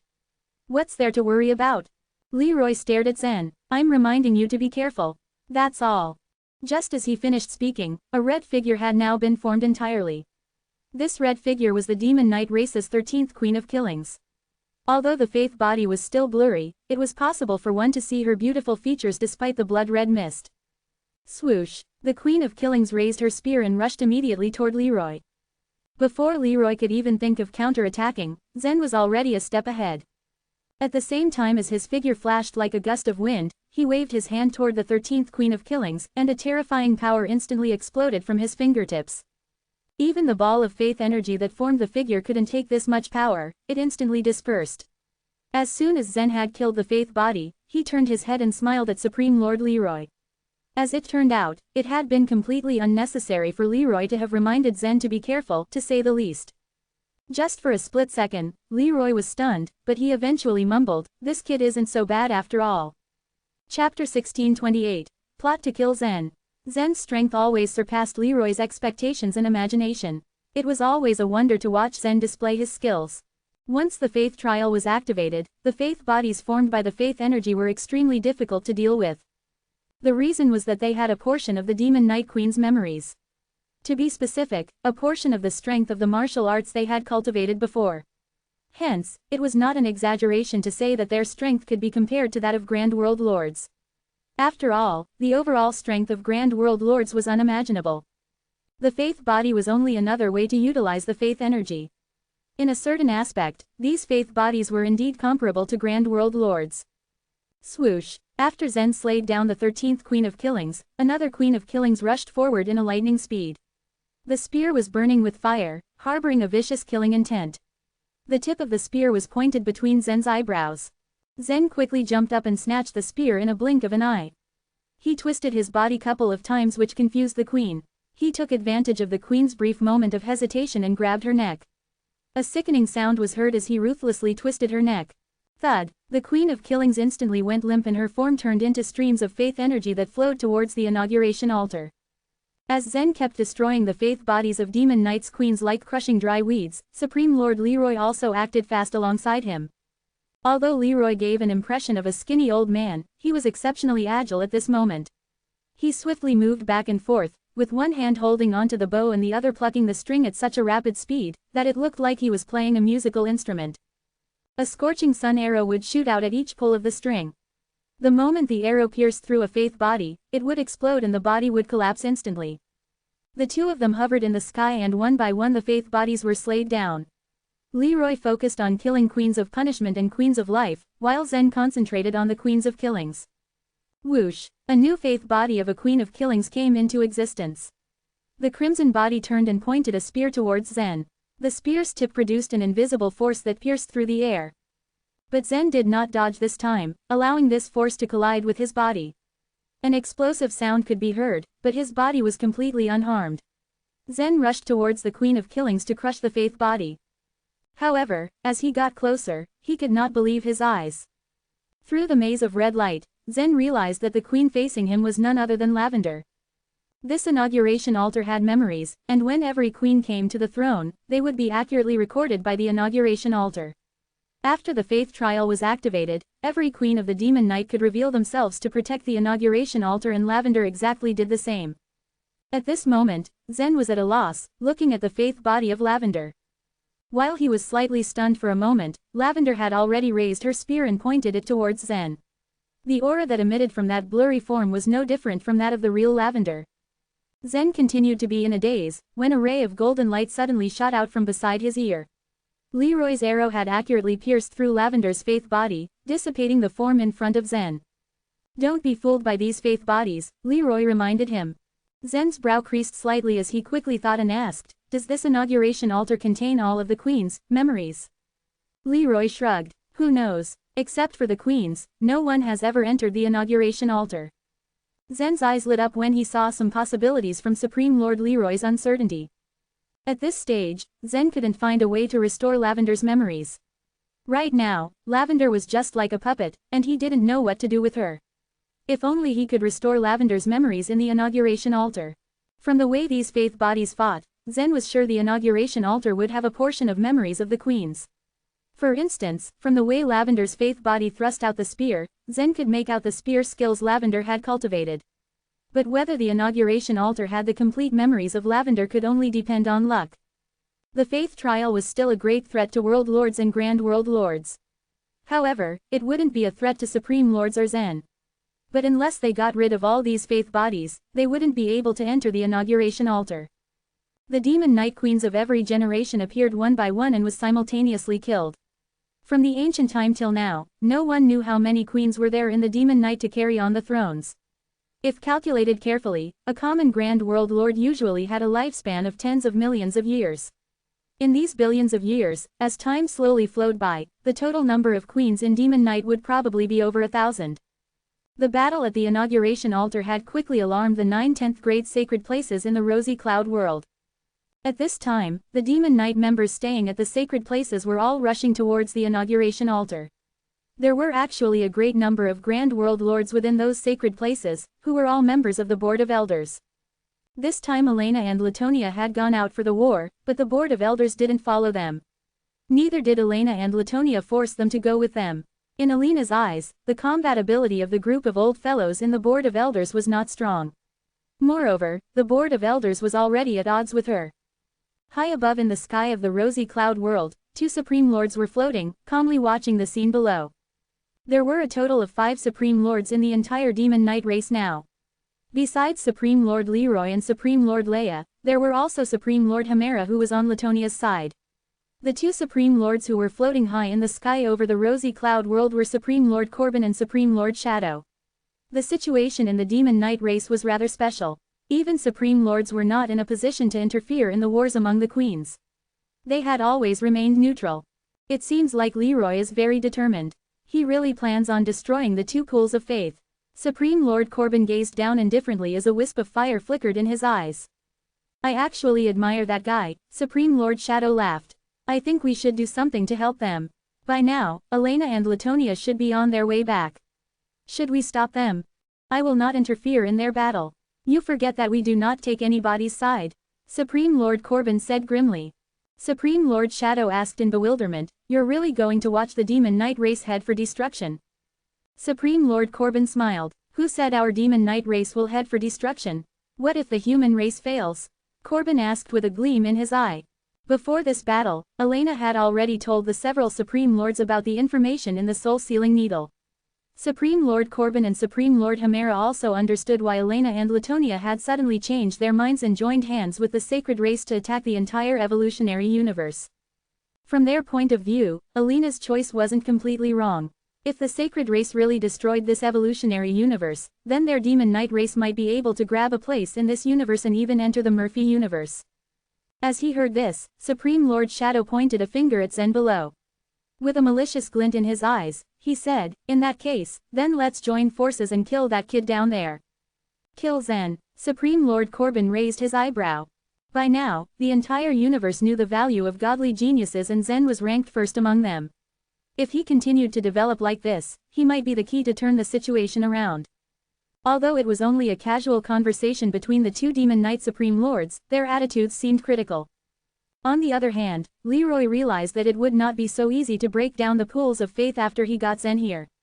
There were not just the two queens in the Demon Knight, but also Supreme Lords. He had taken the advantage of issuing Lavender's order to reach the purpose of splitting the Demon Knight race. His plan seemed to be working, as Supreme Lord Leia could no longer endure it and chose to leave Elena. But Leroy's plan was also an extremely risky move. Rushing into the inauguration altar, Leroy had been confident that the other Supreme Lords would not interfere. However, the Supreme Lords who had chosen to take a neutral stance had their own judgment. Although they didn't support any queen, they would still take the interest of the Demon Knight into consideration. When Supreme Lord Shadow brought up the idea of killing Zen, Supreme Lord Corbin began to carefully weigh the pros and cons. Will the sacred race win if we kill this kid? Supreme Lord Corbin asked. Supreme Lord Shadow shook his head slightly. Maybe or maybe not, but judging from the reactions of the celestial position and the sacred race, this kid is very important to them. Supreme Lord Corbin looked down. So then, kill him. Saying this, he looked Zen in a way as if he had already sentenced him to death. Chapter 1629, Surprise Attack. The Supreme Lords had held high positions for too long a time for them to relinquish control of a situation. They always liked to take control. As the most powerful figures in the universe, they didn't like being manipulated by their own destinies. Before Zen had declared war, only the ogre race and the human race had taken any action against their enemies. The Supreme Lords who were living in seclusion and the Supreme Lords of other small races merely stood by and watched, unwilling to meddle in the battle. But after Zen's appeal, some of the smaller races showed signs of taking action. On the other hand, Supreme Lord Shadow and Supreme Lord Corbin of the Demon Knight did not support the collective decision of the Demon Knight, nor were they willing to join in the rebellion against the Demon Knight. They were in two minds, trying to measure the impact the current situation would have on themselves. When they found out that getting rid of Zen would benefit them, their decisions were easy to make. You deal with Zen, I'll kill Leroy, Supreme Lord Corbin said flatly. Supreme Lord Shadow raised an eyebrow at Supreme Lord Corbin. You seem quite confident. Leroy is severely injured but his power must not be underestimated. These two Supreme Lords didn't think Zen was as strong and remarkable as the world thought him to be.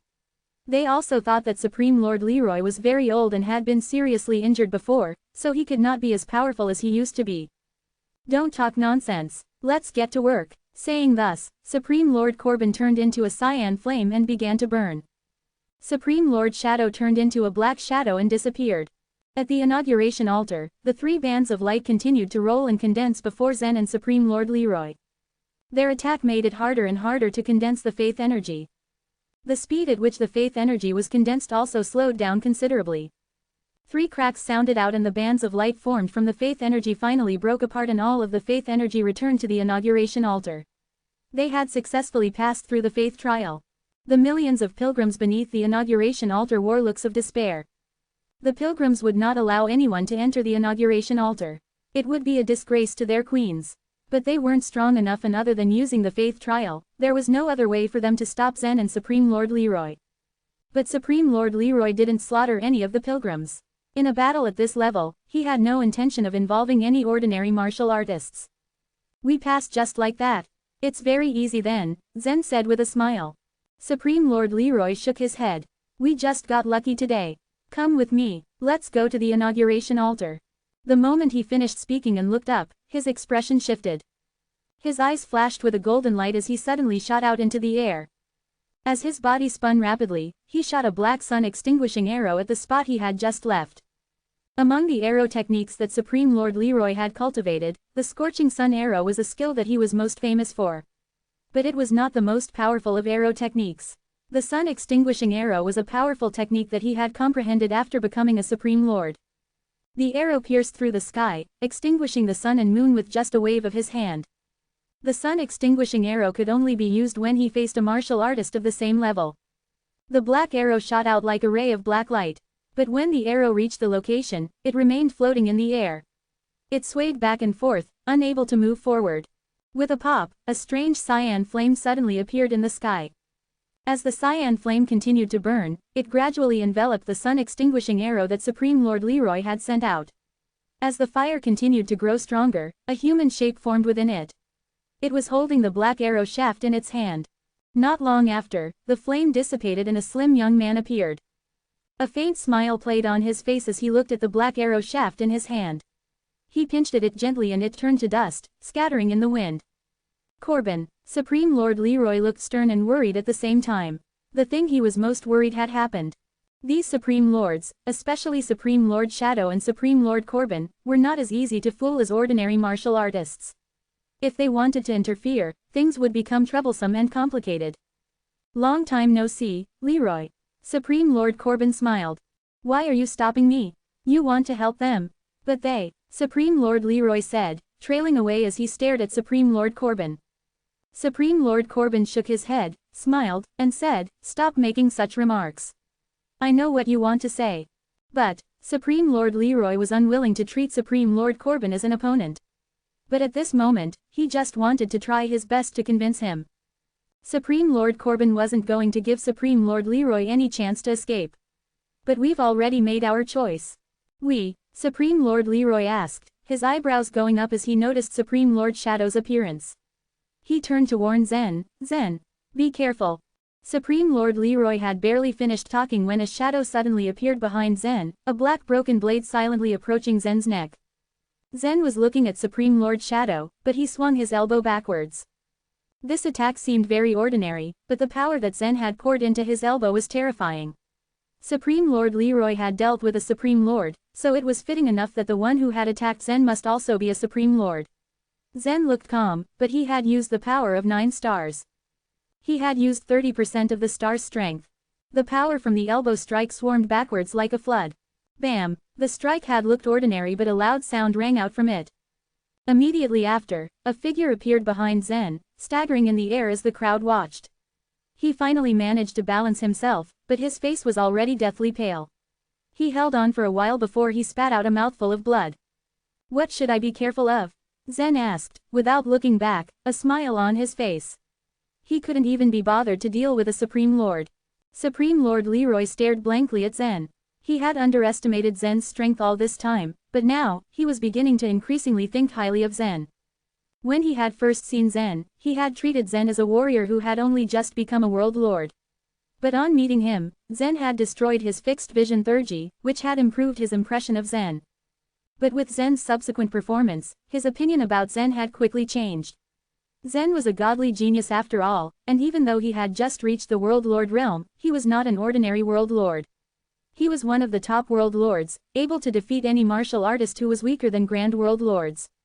When Zen was fighting by his side against the Faith Trial, he had once again performed beyond Supreme Lord Leroy's expectations. Supreme Lord Leroy had believed that Zen could even be considered to be as outstanding as a powerful Grand World Lord. He was truly worthy of being called the #1 godly genius. And now, Supreme Lord Leroy was discovering he was like a weak warrior without that vast of a knowledge before Zen. It was impossible for him to understand Zen's true strength. Supreme Lord Leroy was a Supreme Lord after all, and he knew that one's knowledge was proportional to their strength. But a World Lord caused a Supreme Lord to spit out blood with a casual strike. He had never heard of this sort of thing. Even Supreme Lord Corbin was dumbfounded. Supreme Lord Corbin believed that he was slightly stronger than Supreme Lord Shadow, which was why he had let Supreme Lord Shadow deal with Zen while he fought Supreme Lord Leroy.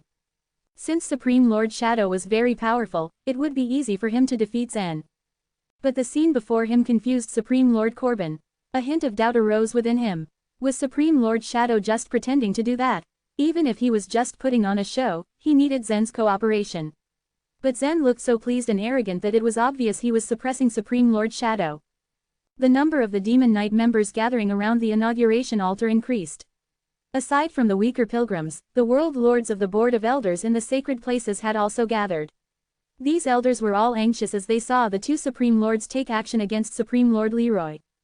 The members of the Board of Elders were mostly on Supreme Lord Leroy's side. They had been suppressed by Elena for so many years and had hated her from the bottom of their hearts.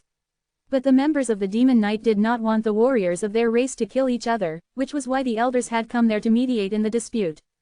But before they had the chance to speak, they saw something that shocked them to no end.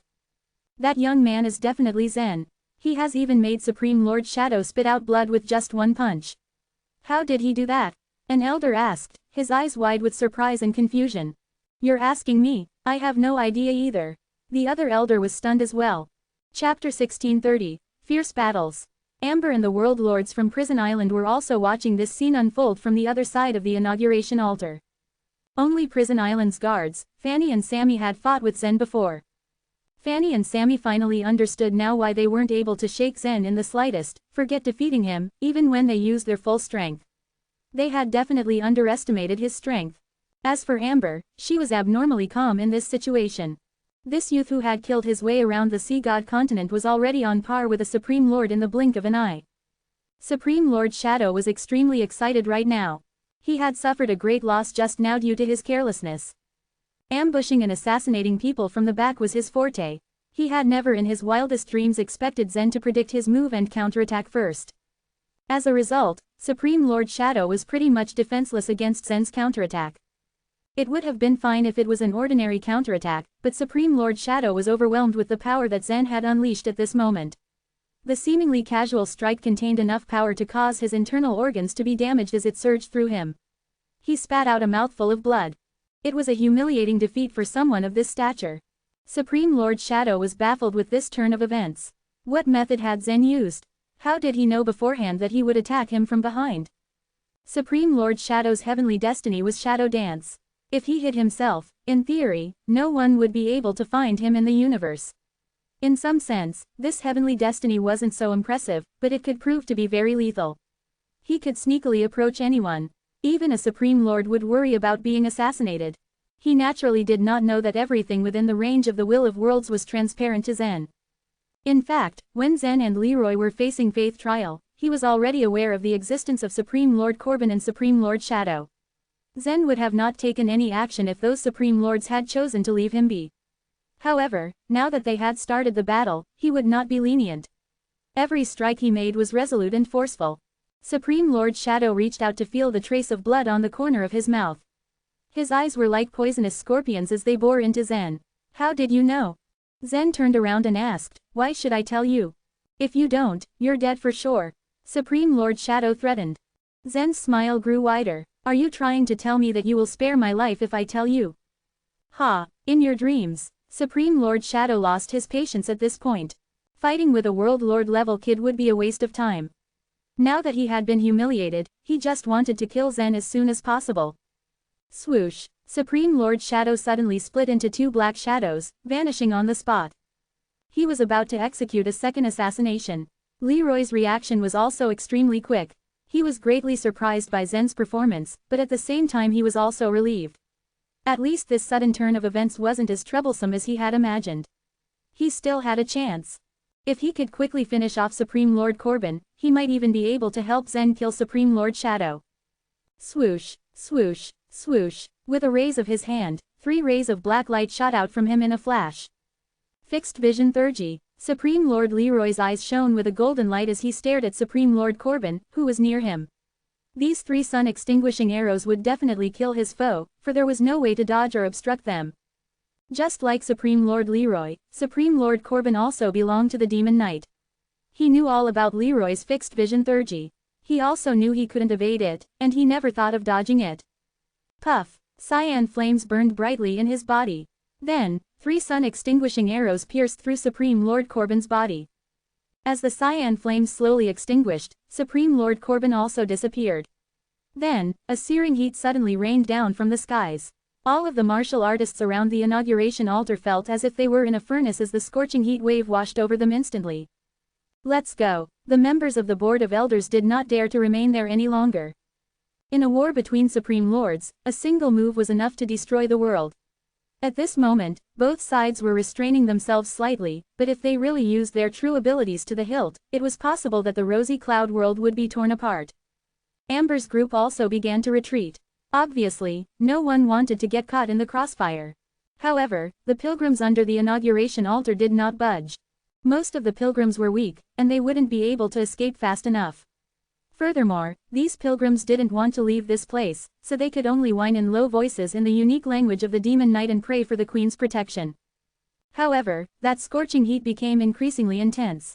Many of the Demon Knight warriors' hair and brows began to curl up, and some people covered their faces and rolled onto the ground. Whoosh! A fire wheel appeared in the sky. Supreme Lord Corbin stood on this wheel and descended towards Supreme Lord Leroy. Beacon wheel. The beacon wheel rolled forward, hurtling down straight towards Leroy. The heat emitted from the beacon wheel could melt the earth. Boom, boom, boom. As the heat was cast down and spread, the pilgrims under the inauguration altar were set on fire one by one, and turned into blazing flames. It had to be said that these pilgrims were deeply devoted. Some of the distant ones had yet to be affected, and seeing the brutal condition of the pilgrims in front of them, they did not scream or run away, but instead remained calm even in the face of death. Humph! There was no change in Leroy's expression as he faced the beacon wheel. Supreme Lord Corbin's attack was massive, but the threat it posed to a Supreme Lord was not much. The power of space behind him suddenly exploded outwards, and Leroy disappeared on the spot. Soon after, he appeared high up in the sky. The bow in his hand had been unfurled. He was holding onto the bowstring with all 5 fingers.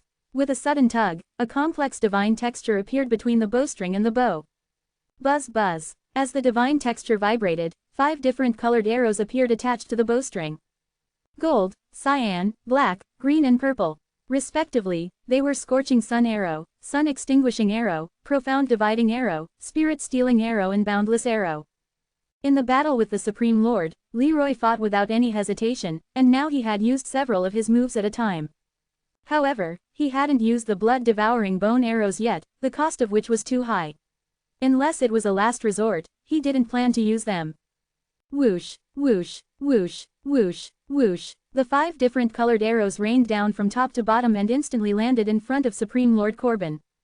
Supreme Lord Corbin's brows were knitted together slightly as he stood on the beacon wheel. Leroy's fixed vision theurgy was very difficult to beat. It was an unreasonable law of causality that allowed one to determine a target. Since Leroy could see the target, the arrow he shot would definitely hit the mark. Corbin would have to use other methods to neutralize the attack. He probably even had to take it head-on, but he couldn't dodge it, even if he wanted to. The 5 long arrows were honing in on him, and were about to hit him. Substitute Fire Emissary. When the 5 long arrows pierced through Supreme Lord Corbin, he once again became a flaming human. Boom! The fiery figure was hit by the 5 arrows with different attributes and was instantly shredded to pieces. However, not long after, the body of Supreme Lord Corbin reformed. The Substitute Fire Emissary was Supreme Lord Corbin's self-enlightened flame theurgy. It had helped him to ward off disasters countless times. Supreme Lord Corbin's plan was that once Supreme Lord Shadow took down Zen, he could work together with him, and then dealing with Leroy would be a breeze.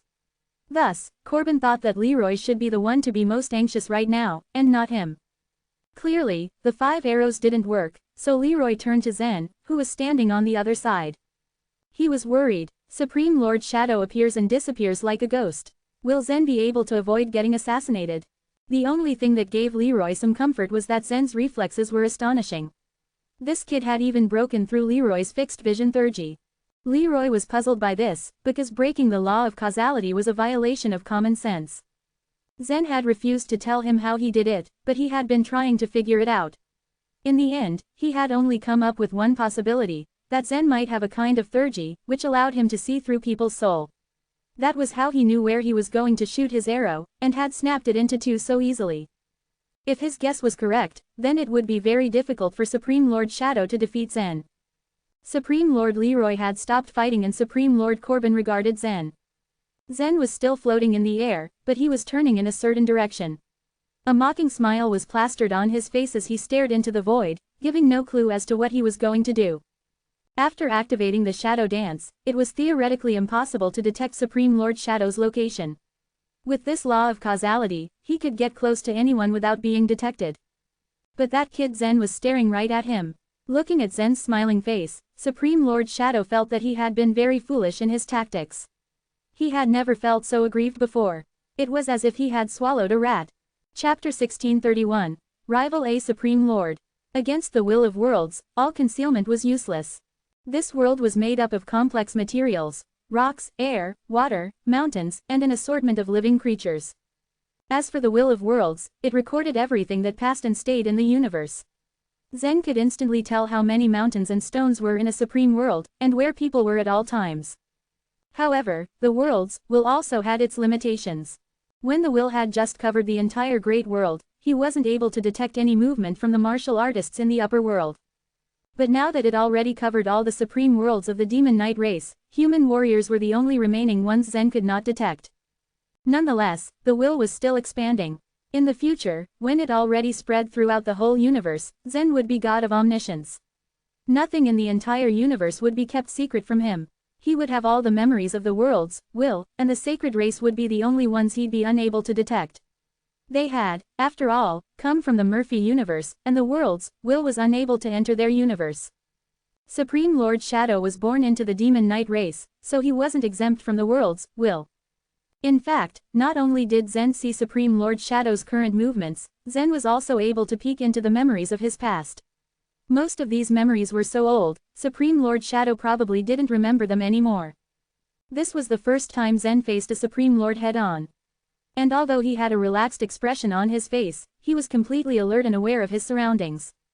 Supreme Lord Shadow was constantly moving in the shadows. The boy in front of him was much more troublesome than he had expected. Feeling unsatisfied with Supreme Lord Corbin's decision, Supreme Lord Shadow grudgingly thought how it would be more satisfying facing Leroy instead. But even though it was tricky, it wasn't like he couldn't do anything about Zen. In his eyes, Zen was just a shriveled-up hedgehog. He hadn't found a flaw yet, but the moment he did, it would mean the end for this kid. Supreme Lord Shadow moved faster and faster in the shadows. Zen also spun in the air, the smile on his face gradually vanishing. Even though the world's will could capture anything, it was still trouble if Supreme Lord Shadow's speed surpassed Zen's reaction speed. Whoosh! Supreme Lord Shadow seemed to realize this too, as he came out of his hiding place. His speed immediately doubled, causing blurred afterimages to follow him as he spun in the air. Leroy frowned. Just like how Supreme Lord Shadow and Supreme Lord Corbin understood him, Leroy also understood Supreme Lord Shadow's methods. He was like an assassin. He gathered energy before the battle, but once he took his move, he could kill his opponent with a single strike. In terms of speed, this fellow had the advantage. Leroy's eyes gleamed as he readied to shoot at Supreme Lord Shadow. He couldn't just stand by and watch Zen get killed. After all, he wouldn't be able to enter the inauguration altar without Lavender's soul. However, Supreme Lord Corbin was already in front of him before he could release the arrow. A cyan flame flickered in his hand like a lotus. "Your opponent is me." Supreme Lord Corbin smiled and allowed the flames to sweep at Leroy. Hence, the two Supreme Lords began to fight again. Supreme Lord Shadow's speed made it difficult for Zen to catch him. With a flash of killing intent in his eyes, Supreme Lord Shadow suddenly changed course and dove for Zen. There were no afterimages this time. Such speed did not leave any traces as it was impossible for one to follow the movement.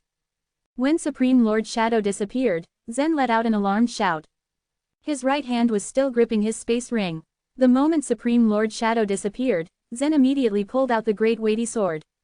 Having no time to think, Zen instinctively slashed the weapon to the side. Zen wasn't even sure if it could be called a slash. When Zen used the world's will to locate Supreme Lord Shadow, he found the distance between them had been too close. Unable to adjust the edge of the great weighty sword, he just used it like a club and hit where he thought the Supreme Lord was going to be. Bam! With a dull boom, the great weighty sword hit Supreme Lord Shadow. The weight of the sword was terrifying. When it crashed into Supreme Lord Shadow's chest, all of his ribs shattered. It was like a massive being sat on his body. Like a broken kite, he was forced backward and was sent flying faster than before. He reached a distance of 3,000 miles before he collided into the nearest sacred place to the inauguration altar. He probably also destroyed tens of thousands of trees along the way. A massive crater had formed in the center of the sacred place and the Supreme Lord lay in the center of it, dumbstruck. Feeling a warmth in his throat, he flipped to his stomach and doubled over. Puff! Blood sprayed out from his mouth. This time though, he spat 10 times more blood than before. All of his ribs were broken and his organs had been crushed to a pulp. If he were any other martial artist, they would have already been on the verge of death. With his teeth clenched, he took out a golden pill from his sleeve and popped it into his mouth. He couldn't believe that in just a short period of time, he had already been beaten twice by a world lord to the point of coughing out blood. How humiliating. Whoosh! Supreme Lord Shadow leapt out from the crater, his expression unpaintable. His eyes flashed as he discovered the martial artists hiding in the trees. With a flick of his hand, a sharp gust of wind rushed through the warriors' bodies. In a matter of seconds, they began to tremble and stiffen, and cracks began to form on their bodies. Blood flowed from the cracks before they collapsed into pieces. Humph! With a grunt, Supreme Lord Shadow flew towards the inauguration altar. He felt sad and wronged. Zen was being unreasonable. What right did he have to make a Supreme Lord vomit blood twice? He was beginning to doubt both his strength and Supreme Lord Corbin's judgment. Should we really be involved in this? If he allowed Zen to grow, the guy would probably go against the heavens in only a few years. And by then, it wouldn't be impossible for him to help the human race get rid of the sacred race. However, people at their level rarely regretted anything. Once they made up their minds, it was impossible to stop them. Besides, he and Supreme Lord Corbin had already formed enmity with Zen. They couldn't turn back now. Good. Supreme Lord Shadow activated the grand teleportation and once again appeared before Zen. It seems like I shouldn't have treated you as a junior, he said. I shouldn't have regarded you as a world lord as well. In fact, you have the strength to rival a Supreme Lord. His evaluation was extremely high. Some outstanding world lords and grand world lords had the strength to fight each other, but the disparity between a grand world lord and a Supreme Lord was simply too great. After all, the heavenly destiny carried by a Supreme Lord was something that a Grand World Lord would never be able to contend with. Chapter 1632, Shadow's Kill. Supreme Lord Shadow had been defeated by a World Lord twice now. This was something that had never happened before ever since ancient times. It was understandable when he was defeated the first time as he didn't have an idea of Zen's strength at all. After all, there were always some World Lords in the universes that possessed abilities that even a Supreme Lord couldn't match. Moreover, Zen was a godly genius and that was a big deal. The second time he got defeated was because Supreme Lord Shadow had underestimated Zen's strength again. Even though he had made the wrong judgment twice, Supreme Lord Shadow couldn't forgive himself. Now that he faced Zen, he viewed him as an opponent of the same level as himself. Right after Supreme Lord Shadow finished his evaluation, Zen had suddenly disappeared to his surprise. Whoosh! Soon after, he heard a whistling sound. Zen had actually used grand teleportation and appeared above him. Using the great weighty sword in his hand he began slaying. God's intimidating strike. Wind kill. Zen had been preparing for this attack for a long time. This Supreme Lord Shadow was an established Supreme Lord within the Demon Knight. After being unsuccessful twice in a row, he had to do something in order to save some face. It was indeed an honor for a normal World Lord to get such a comment, but Zen had no interest in hearing it. On the eastern side of the evolutionary universe, the godly genius Maha had made his move within the sunflower water world. The Supreme Lords from both the sacred race and human race had already begun their arrangements. A decisive battle could erupt at any time, and Zen wouldn't stay here for too long. He only wanted results. He wasn't interested in getting anyone's appreciation or praise. Therefore, when he attacked suddenly, he used the most effective method. Now, Zen's cultivation had reached a whole new level. Combined with the burst of chaotic energy, the god's intimidating strike released a power that was at a whole new level. A sword shadow spread out. It was like wind blades that contained the 10th layer of wind law were crushing down from all directions. These beams of sword radiance cut through the air, blocking all paths of Supreme Lord Shadow to retreat. Zen couldn't have timed the attack any better. The Supreme Lord Shadow was stunned. In a battle of this level, success or failure was usually decided in the blink of an eye. Supreme Lord Shadow was extremely quick to react and he was adept at escaping. Faced with Zen's powerful sword attack, he abruptly lowered his body and transformed into 2 black shadows. The 2 black shadows instantly multiplied into 4, and then into 8, 16, 32, 64. Puff puff puff. Although Zen's strike had destroyed some of the shadows, the number of the shadows below was increasing at a terrifying speed. 1,000 black shadows, 2,000 black shadows, 4,000 black shadows. Every time these black shadows multiplied, their numbers would double. 10,000, 20,000, 40,000. Not long after, the area around the inauguration altar was surrounded by countless black shadows, all of them created by Supreme Lord Shadow. Leroy and Supreme Lord Corbin, who were fighting high up in the sky at that moment, paused as they were intrigued by Zen. Supreme Lord Corbin noted with interest. That kid is not bad. He actually forced Supreme Lord Shadow to reveal his trump card. In Supreme Lord Corbin's view, even if Supreme Lord Shadow was unlucky and got defeated by Zen twice, he shouldn't have taken it too seriously. From the looks of it, Zen had dealt a huge blow to Supreme Lord Shadow. What is this? When he saw the army of black shadows, Zen's expression darkened. His sword attack had failed to end the battle. Instead, it had provoked a powerful counterattack from Supreme Lord Shadow. He could only choose to avoid the attack temporarily. A bright light flashed under Zen's feet, and just as he was about to use the grand teleportation to make his escape, all the hands of the black shadows suddenly moved. Their left arms held their right hands, while their right hands pointed towards the sky. These black shadows were Supreme Lord Shadow's clones. Their movements were synchronized, as if they were practicing martial arts. Whoosh! Suddenly a black circle appeared under Zen's feet, and before he could teleport, it bound him tightly to the spot. Dang! Zen's heart skipped a beat. The power in his feet erupted. He was about to break free from the black circle. When he let the power loose, no Supreme Lord would be able to contend against him. It was true that in the battle between Supreme Lords, or powerful masters at higher levels, strength could work wonders. But in many cases, it might not have any effect. The many methods employed in this sort of a high-stakes war usually involve the law of causality, so it was impossible to win it just by relying on pure strength. The black circle looked like a thin film and was only 2 fingers wide, but it was extremely flexible as it bound Zen. The strength that Zen had released was enough to topple mountains and overturn the seas, but at this moment, he was unable to break free from the wretched black circle. Shadows kill. With this command, the hands of the countless black shadows turned and connected with each other like an enormous black cloud which covered the sky and blocked out the sun. The world in front of Zen's eyes immediately turned dark. He was completely enveloped by the darkness, and not a trace of light could be seen. He couldn't even see his own hand in front of his face. The black shadows raced menacingly towards Zen. Zen was able to tell the direction and distance of the black shadows through the will of the worlds, but he was unable to break free from the black circle beneath his feet. Whoosh! The first black shadow charged towards Zen, and then a sharp sound was heard. Zen could feel something ice cold on his skin. Obviously, a sharp weapon had slashed him.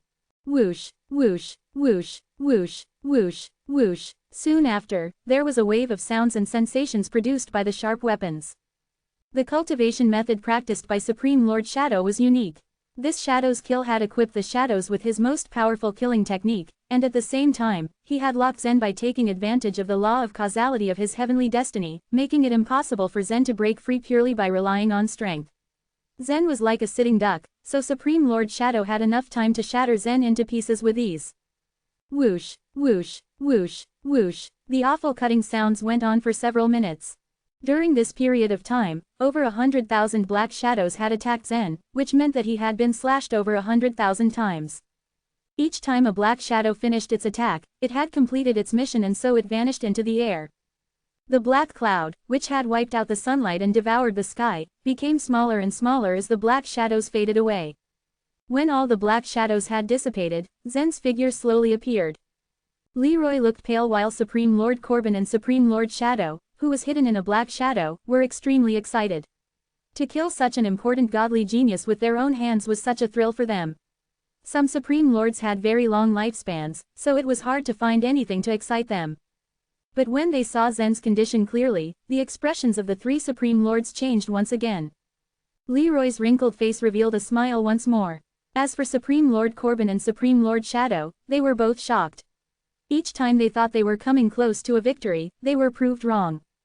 How is this possible? One of them stuttered in disbelief. The 100,000 black shadows had already dissipated, leaving behind only a hazy black shadow. It began to slowly transform into the true form of Supreme Lord Shadow. He stood 100 feet away from Zen, gaping at him. The shock was painted all over his face. This kid was still alive. He never expected him to be able to survive his deadly Shadow's kill. You're not hurt.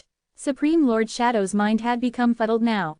He found it hard to believe the phenomenon in front of him. Zen was completely unharmed from head to toe. He couldn't see any wounds on Zen's body. The smile on Leroy's face grew wider. Even his shoulders began to shake as he chortled. Ha ha ha ha, this brat is a monster. He really is a monster. Supreme Lord Leroy was naturally happy to see that Zen was safe and sound, but Supreme Lord Corbin and Supreme Lord Shadow were feeling rather helpless. Humans had a natural fear towards things that were beyond common sense, and even the Supreme Lords were no exception. Indeed, the Shadow's kill was not the strongest among all the methods utilized by Supreme Lords. After all, the power of these 100,000 Black Shadows could not concentrate only on one point. Even if a Supreme Lord were to take it forcefully, they would likely to be on the point of dying. It was truly illogical for Zen to not only be able to survive this attack but also did without suffering any injuries. Even Supreme Lord Shadow wanted to retreat at this point.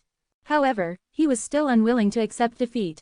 If he lost to a kid like Zen, this would probably become an inner demon, which he would never be able to get rid of for the rest of his life. He would not accept this failure. Keeping this in mind, he gritted his teeth and went all out. Folding his hands together, he spat out a mouthful of blood essence. As the ball of blood essence danced on his hands, it condensed into a thumb-sized sword of blood essence. Chapter 1633, A Sneak Attack. It was known that while Supreme Lord Shadow was only a low-rank Supreme Lord, he wasn't as ordinary as one thought.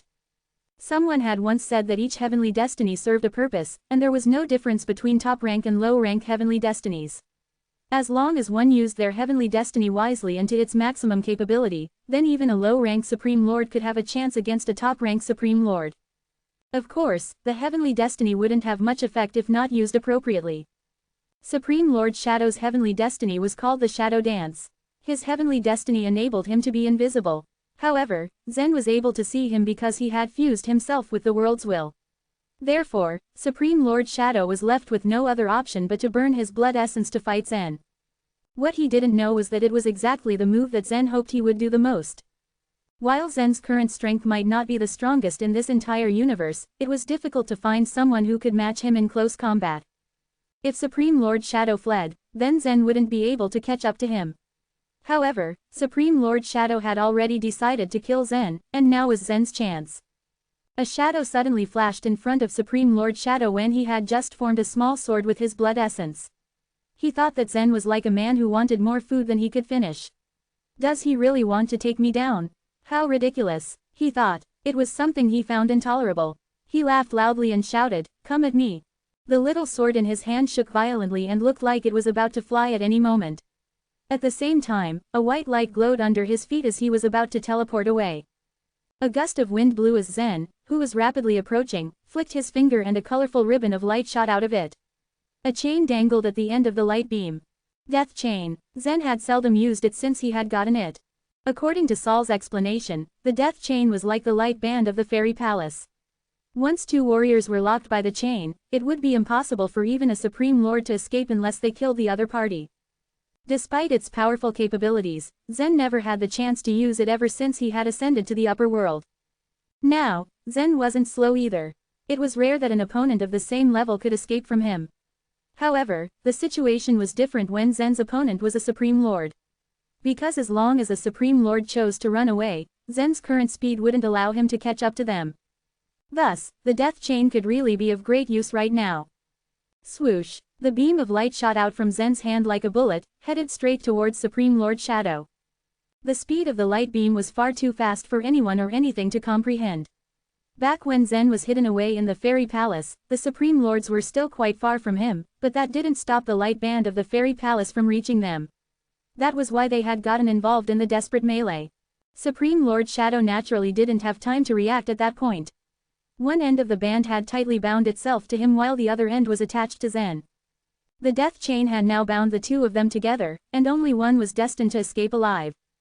There was clearly no way for Supreme Lord Shadow to use the grand teleportation to leave. Half of his body had already sunken into the white light. He thought that he could still escape, but Zen suddenly pulled him back. Swoosh! Just then, the little sword Supreme Lord Shadow had released earlier also flew towards Zen's face. Zen had already anticipated the little sword. He fiercely swung his great weighty sword and it drew a brown arc in the air, before it ruthlessly struck the little sword. Zen didn't know anything about the little sword. While it was only a mass of blood essence, it possessed a deadly amount of strength. The great weighty sword was undoubtedly powerful, but it had failed to shatter the little sword. Instead, the powerful energy from the collision sent the little sword flying up into the sky, hundreds of thousands of miles above the ground. "What is that?" Supreme Lord Shadow exclaimed. At that moment, panic began to build up in his chest. He found himself unable to break free from the light beam. On the other hand, Zen's body was as tough as a monster. Supreme Lord Shadow couldn't help the chill that ran down his spine when he felt the endless power that emanated from Zen. If only Supreme Lord Shadow wasn't locked down, he wouldn't have to fear it. After all, Zen's strength would be useless if the human youth couldn't touch him. Now wasn't the time for that because everything was different. Goosebumps prickled Supreme Lord Shadow's skin as realization dawned upon him. The situation seemed to be much worse than he had imagined. "Ha ha," Zen chuckled. He tilted his body slightly forward as he leapt ahead with the great weighty sword in his hand. He raised his arms and swung the weapon down to chop off Supreme Lord Shadow's head. Whoosh! The surrounding space was distorted and everything immediately felt a special kind of strange after Zen wielded the great weighty sword. It was equivalent to a great world that had been condensed into a sword, and then descended away at a high speed. Who knew just how terrifying was the power inside it? That was precisely why Supreme Lord Shadow didn't dare retaliate to the sword strike. Instead, he left a black shadow that stayed put, while he himself flew towards the other side. The light band of the death chain did not wrap around the black shadow, but it was still locked onto Supreme Lord Shadow himself. So he still couldn't pull away from Zen and was even more unable to use his black shadow to confuse him. If anything, he had at least avoided Zen's vertical slash. Yet how could Zen, who had Supreme Lord Shadow on a complete lockdown, allow his opponent to dodge so easily? When the sword missed its target, Zen had already guessed the path Supreme Lord Shadow would take. He turned his left hand into a fist and punched. It was useless for Supreme Lord Shadow to hide himself in the shadows because Zen could still easily capture him. What was more, he had a belt of light that dragged behind him. Bam! A sudden, muffled noise sounded in the air. Supreme Lord Shadow felt as if his body was doing a somersault. His organs and even the sea of life vitality in his inner world began to surge up. It couldn't help that the countless lives in his inner world had been plunged into a catastrophe. Zen's punch sent Supreme Lord Shadow flying in the air again, but both were still connected by the ribbon of light. This band of light would never break, even if it was stretched in midair. Meanwhile, Zen quickly pulled the light band down and yanked the nearby Supreme Lord Shadow. Although Supreme Lord Shadow had been dizzy from Zen's punch and had been forcefully dragged back, he still mustered his strength to counterattack. If he took a few more punches, this would be the place where he would perish. As Zen continued to pull Supreme Lord Shadow towards him, that little sword which had flown hundreds of thousands of miles up in the sky had now changed direction and was now headed towards Zen once more. Swoosh! The little sword let out an ear-piercing sound as it dashed through the air. Zen frowned. His great weighty sword that was originally meant to cut Supreme Lord Shadow could only change its direction to block the little sword. A sigh escaped his lips. He had no choice but to deal with the little sword again. In turn, Supreme Lord Shadow, who was dragged back, took another of Zen's punches. A person who had become a Supreme Lord would be linked with the heavens. Their body and soul would be greatly strengthened, which made them much more powerful than a world lord. However, Supreme Lord Shadow still couldn't withstand Zen's punch, and his chest appeared to be clearly dented. His body spun like a top in the air as Zen effortlessly threw him around. Then again, to be punched by Zen's fist was still better than being beheaded by his sword. Therefore, when Zen pulled the light belt again and pulled back Supreme Lord Shadow, he repeated the same process. The scene was like a mirror when the little sword faced Zen's great weighty sword, while Zen's fist faced Supreme Lord Shadow's body. Bam, bam, bam, bam. After all the punches, Supreme Lord Shadow's elegant appearance had become more and more deformed. It wasn't that Supreme Lord Shadow hadn't thought of counterattacking. Although he was skilled in assassination and close combat, how could he be a match for Zen? Zen's backhanded attack had crushed his counterattack, leaving the bones in one of his arms into dust. Supreme Lord Shadow had resisted for a few more rounds, until he finally became nothing more than Zen's punching bag, when the latter beat him up repeatedly with his terrifying and fatal strength. Zen had punched him about 16 times, and the death chain still kept them bound. Although Supreme Lord Shadow was on his last breath, his life force was incredibly tenacious. Zen couldn't help but sigh inwardly. Killing a Supreme Lord wasn't an easy thing. On the other hand, Supreme Lord Shadow's little sword continued to clash against Zen's great weighty sword. In the end, it broke apart and the blood essence splattered everywhere. Now that the little sword had been eliminated, Zen's eyes flashed as he flipped the great weighty sword. He dragged Supreme Lord Shadow back to his side, and decided to finish him off with a single slash. At that point, Zen suddenly heard a loud crackling sound, similar to the roar of a thunder. A sneak attack, he thought. Before he could even use the words, will to check what it was, he felt an oppressive and tyrannical power beat him from behind. His hand immediately pulled the deformed Supreme Lord Shadow and they smashed down onto the inauguration altar. Chapter 1634, Face an Impasse. Boom. Since it was the most important building of the Demon Knight race, the inauguration altar naturally had many defenses. It was very difficult to infiltrate it from the outside. However, due to the pressure of that massive force, Zen and Supreme Lord Shadow found themselves falling directly onto the thick, stone floor of the altar. The altar was built from solid, cyan stone cut 300 feet high and 300 feet wide. Its surface was intricately carved and gave it a tougher constitution. It was impossible to pierce through the thick, cyan stone, so Zen and Supreme Lord Shadow merely created two large holes and embedded themselves within. While inside the hole, Zen turned and saw two women standing at the far end of the inauguration altar. One was in blue, the other in green. These two were slender and had well-proportioned bodies. They looked extremely beautiful, but their temperaments were totally different.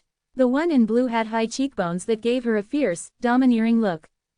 The green one had a gentler face compared to her. Elena, Latonia, Zen murmured in distaste. He didn't think these two would get here so fast. They had fought against him before. Elena almost got involved in the desperate melee activated by Zen back then. Fortunately for her, Supreme Lord Gunter was the one who bit the dust during that event. As for Latonia, she had initially participated in the illusion battlefield as Shania, and displayed the power of the 10th layer of life law, shocking the entire universe's Supreme Lords. Zen hadn't treated her as an enemy back then, but the Celestial Position race thought differently. They were on guard against her from the start and quickly eliminated her from the 10 godly geniuses. It was these two women, under the orders of the soul-sealing needles, that led the Demon Knight race on this path. If Zen managed to kill Supreme Lord Shadow, then he could join forces with Supreme Lord Leroy and completely reverse the situation. He'd be able to enter the inauguration altar to destroy the pools of faith. Who would have guessed that these two women would appear at the worst possible moment? This was going to be extremely troublesome.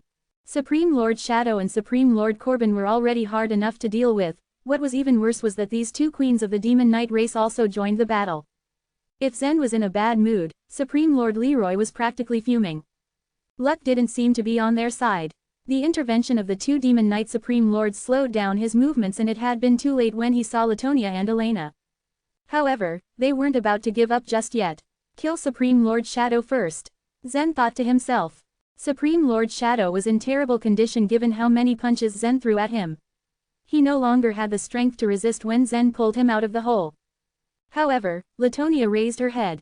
Her eyes were jade green as if they were blossomed with lush flower petals and brimmed with rich life energy. A green beam of light then shot towards Supreme Lord Shadow and filled his body with life. Latonia's comprehension of the life law was unrivaled in the entire universe. Nobody could compare to her since she was the only one who comprehended the 10th layer life law, the perfect life law, without carrying a heavenly destiny. The evolutionary universe's life law was created by Holy Mike, which meant that Latonia had completely inherited his understanding of life law. Supreme Lord Shadow was on the brink of death when Zen pulled him to his side. However, his wounds began to heal at a rapid pace because of Latonia's life energy. His internal organs were healing, his bones repairing, and all his broken veins recirculating as he was once again given life by the Queen. However, Zen's great weighty sword was already coming towards him. No amount of healing could ever save him from it. Puff! The blade entered his stomach, piercing through his spine, before finally coming out of his back. Twisting, there was no hesitation on Zen's part. He was dead set on shattering Supreme Lord Shadow's fleshy body. If he didn't kill Supreme Lord Shadow, then the death chain would not be severed. Zen knew his situation wasn't that ideal. If he failed, he wouldn't be able to hide in his fairy palace. The death chain was a powerful weapon that could be used to bind the enemy. However, it was figuratively a double-edged sword. Once released, it would also lock the wielder. Ha ha! Latonia giggled and waved a slender finger. The link of life. Beams of green enveloped her entire body, the very same ones that rapidly healed Supreme Lord Shadow's injuries earlier. Zen's great weighty sword had already done its job of killing Supreme Lord Shadow. However, at that moment, a strange scene occurred. The powerful force of Zen's blade quickly tore Supreme Lord Shadow's body apart. His head, abdomen, and shoulders were all severed from each other. However, the Supreme Lord's aura did not weaken in the slightest and instead grew stronger. Despite the power of his blade, it seemed Zen was unsuccessful in killing him. The broken flesh of the Supreme Lord looked extremely frightening, but the green light from Latonia merged all his limbs back together and made him whole again. Ha ha ha, the link of life is indeed powerful, my queen. As long as you are alive, then I also won't die. You are indeed powerful, you brat, but you're unable to kill me. Supreme Lord Shadow sneered amidst the rubble. Latonia's link of life was one of the mysteries of the 10-layer life law. She could choose any person in the world to link to her. That person, despite whatever injury he or she might suffer through, would heal and live while Latonia herself was alive. Of course, this skill was not completely omnipotent. Latonia's life energy was not limitless. If Zen killed Supreme Lord Shadow multiple times, then he would continuously absorb the Queen's life energy. However, this problem was effectively solved by the pool of faith from which Latonia constantly replenished her life energy. There seemed to be only one solution: destroy the pools of faith. This was extremely troublesome. Zen knew he might encounter some trouble in the Demon Knight race. He was prepared to deal with any unforeseen circumstance that could delay his plans. However, he never thought that he might actually die from this. He couldn't break the death chain, he was unable to kill Supreme Lord Shadow, and now he had to face both Elena and Latonia. It seemed that he was once again facing a life and death crisis. I'm truly surprised that you two helped us deal with Zen and Leroy. When the sacred race occupies this universe in the future, I will help you obtain some benefits. Elena promised to both Supreme Lord Shadow and Supreme Lord Corbin. She felt very much in control of the current situation and couldn't help but feel somewhat proud of herself. When they heard Supreme Lord Leroy issue the Queen's order on behalf of Lavender, both Latonia and Elena immediately panicked. Supreme Lord Leroy had been in hiding for so many years. With his return, the two queens had no doubt that he had a way to deal with them. If he destroyed their pools of faith, then their strengths would greatly weaken and fall into the level of an ordinary world lord. So, they hurriedly rushed back as fast as possible. They didn't expect two neutral Supreme Lords to actually come out and fight with both Zen and Supreme Lord Leroy as soon as they returned to the Rosy Cloud world. This made the two queens very happy. However, they didn't expect that Supreme Lord Shadow would be as helpless as a sandbag in front of Zen. Thus, they had to intervene. No need to thank me. I did it for myself, Supreme Lord Corbin replied. Supreme Lord Leroy's eyes narrowed at the sight of Elena. His one hand was clutched tight around his bow and his fist was clenched around his 3 blood-devouring bone arrows he had especially prepared for her. At that moment, countless thoughts ran through Zen's mind. This situation seemed like a dead end with no solution in sight. I've let you live peacefully for many years, Leroy. I thought you'd be happy hiding in a corner to enjoy your old age. Why did you appear now? Elena asked, walking towards him. Although her words were directed at Leroy, her brilliant eyes were fixated on Zen. Chapter 1635. Zen had lost all his strength. Back when Zen was just an internal elixir realm cultivator, she remembered him speaking so arrogantly to her. Even at that time, Elena had known that this youth enjoyed more than ordinary luck, but she had not dreamed that Zen would be able to reach such heights. If the two Supreme Lords had not been able to block him, this brat would have broken into the pools of faith. That would have been an unimaginable disaster for Elena. And you Zen? Elena slowly approached the inauguration altar, her eyes fixed on Zen. Her smile grew wider, and her intent to kill him also became increasingly apparent. I deeply regret letting you live for so long, but now this will bring it to an end. As Zen was lying inside the hole, his eyes sparkled. Supreme Lord Shadow was lying beside him. Supreme Lord Shadow had the help from the Queen of Life, so it was almost impossible for Zen to kill him. Now Elena was here, and the Queen of Life was also watching him covetously. At that moment, the spirit beast bag on Zen's back trembled slightly. He recalled that when he had returned from the fairy palace he had brought that ancestral dragon with him. Right then, his eyes narrowed slightly as a bold idea began to take shape in his mind. The situation was desperate, and he was unable to think of any other option. As he considered this, Zen suddenly grabbed the band of light of the death chain and with all his might, pulled it fiercely towards him once again. With the assistance from the Queen of Life, Supreme Lord Shadow's physical body had fully recovered. However, he was still feeling dazed following the beating Zen had given him, so he waited for Elena to make the first move before helping her to kill Zen. What he didn't expect was for Zen to pull him over again. Unable to resist the terrifying power that came from the other side of the chain, he could only silently curse as he was forced to fly towards Zen. Boom! As Supreme Lord Shadow flew out, he crashed hard into the side of the inauguration altar. At this point, Zen was using Supreme Lord Shadow as a meteor hammer. As he continued to wave his hand, everywhere that Supreme Lord Shadow's body swept through immediately turned into a total mess. Countless cracks began to appear in the cyan stone on the inauguration altar. The broken pieces of the stone started to drop like rain and to cover Zen, who was below. Hidden under the stone pieces, Zen's spirit beast bag moved slightly and suddenly something jumped out. At the same time, a strand of soul shot out from the spot between Zen's eyebrows and entered the crack behind the cyan stones.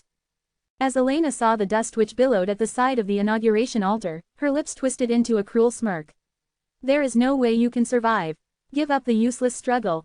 As she finished speaking, she raised the Saint Thunder meteor hammer in her hand. Boom! A thick bolt of lightning shot out from the Saint Thunder meteor hammer and struck the hole. In an instant all the broken stones disappeared, revealing Zen standing alone. When the bolt of lightning struck, it had targeted both Zen and Supreme Lord Shadow. They had both been able to withstand the bolt of lightning. Zen looked much the same, but the body of Supreme Lord Shadow had been scorched black. Supreme Lord Shadow had endured quite a bit of suffering, yet Latonia had not removed the link of life. The wounds which the lightning had caused had quickly healed. There was no danger of him dying. He was a Supreme Lord, yet he was being grabbed in Zen's hand and was circling in the air like a meteor hammer. Wasn't this situation too miserable for him? Whoosh, whoosh, whoosh, whoosh. Zen made Supreme Lord Shadow continuously spin around above his head, and he slowly floated up into the air. He had already sent the crucial thing to the inauguration altar, so he had no choice but to brace himself. As for how long he could last, Zen had no idea. At this moment, Zen glanced at Leroy, who was high above in the sky, and nodded. Action! Abruptly, he pulled back the band of light in his hand. Supreme Lord Shadow swung in the air, smashing down towards Elena.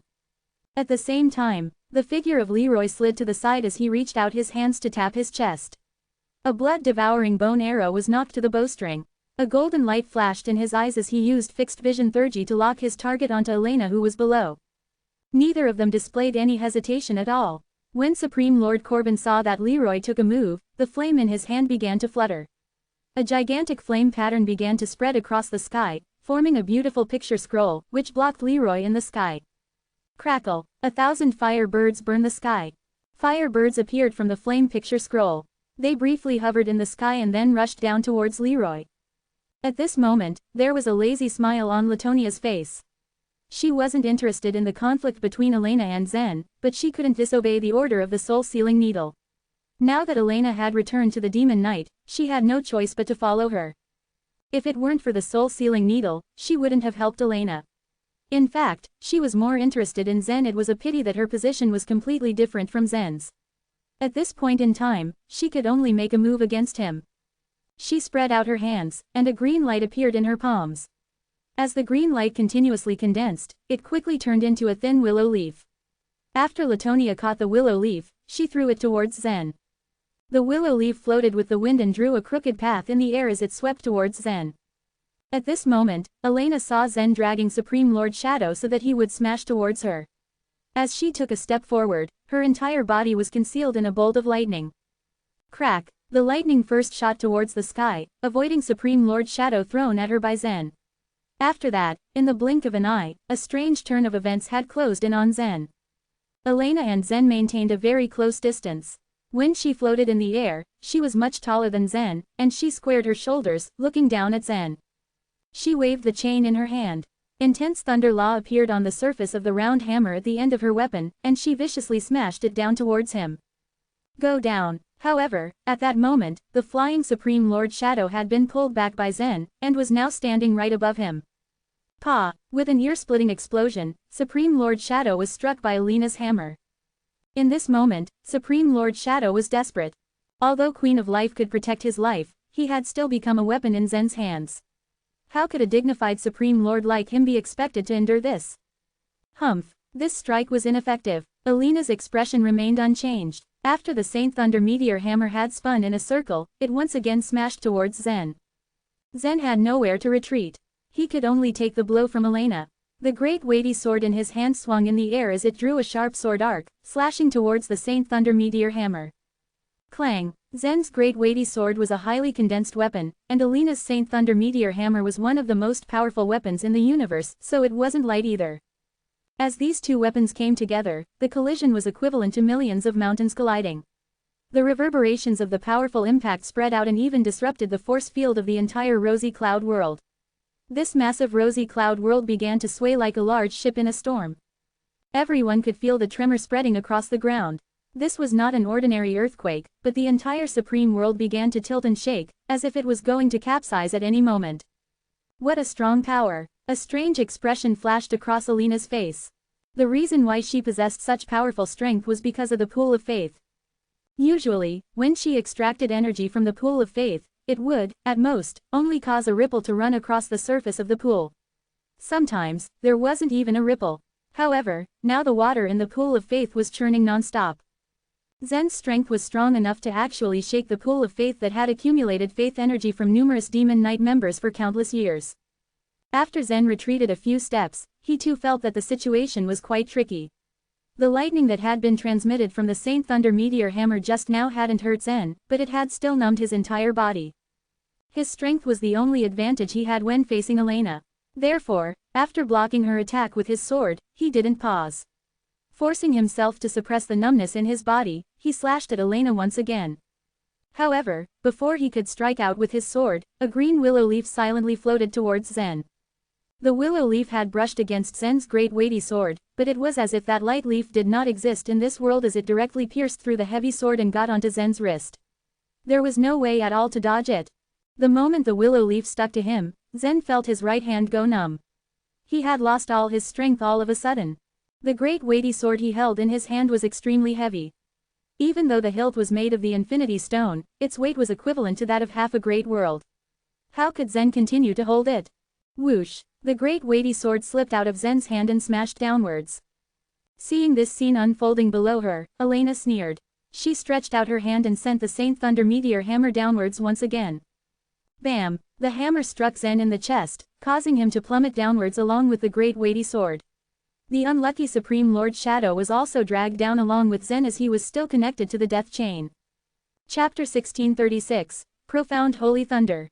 As Zen was smashed down, an enormous 1,000-foot crater was formed in the ground. Supreme Lord Shadow, too, was pretty badly battered by the impact. The great weighty sword had been stabbed into the ground.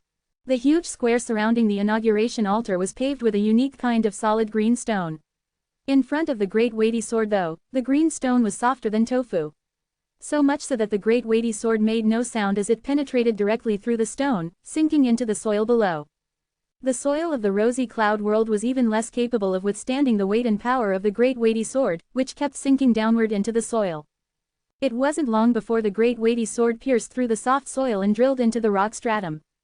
If it were an ordinary weapon, it would have most likely gotten stuck in the rock stratum, but the great weighty sword was just too heavy.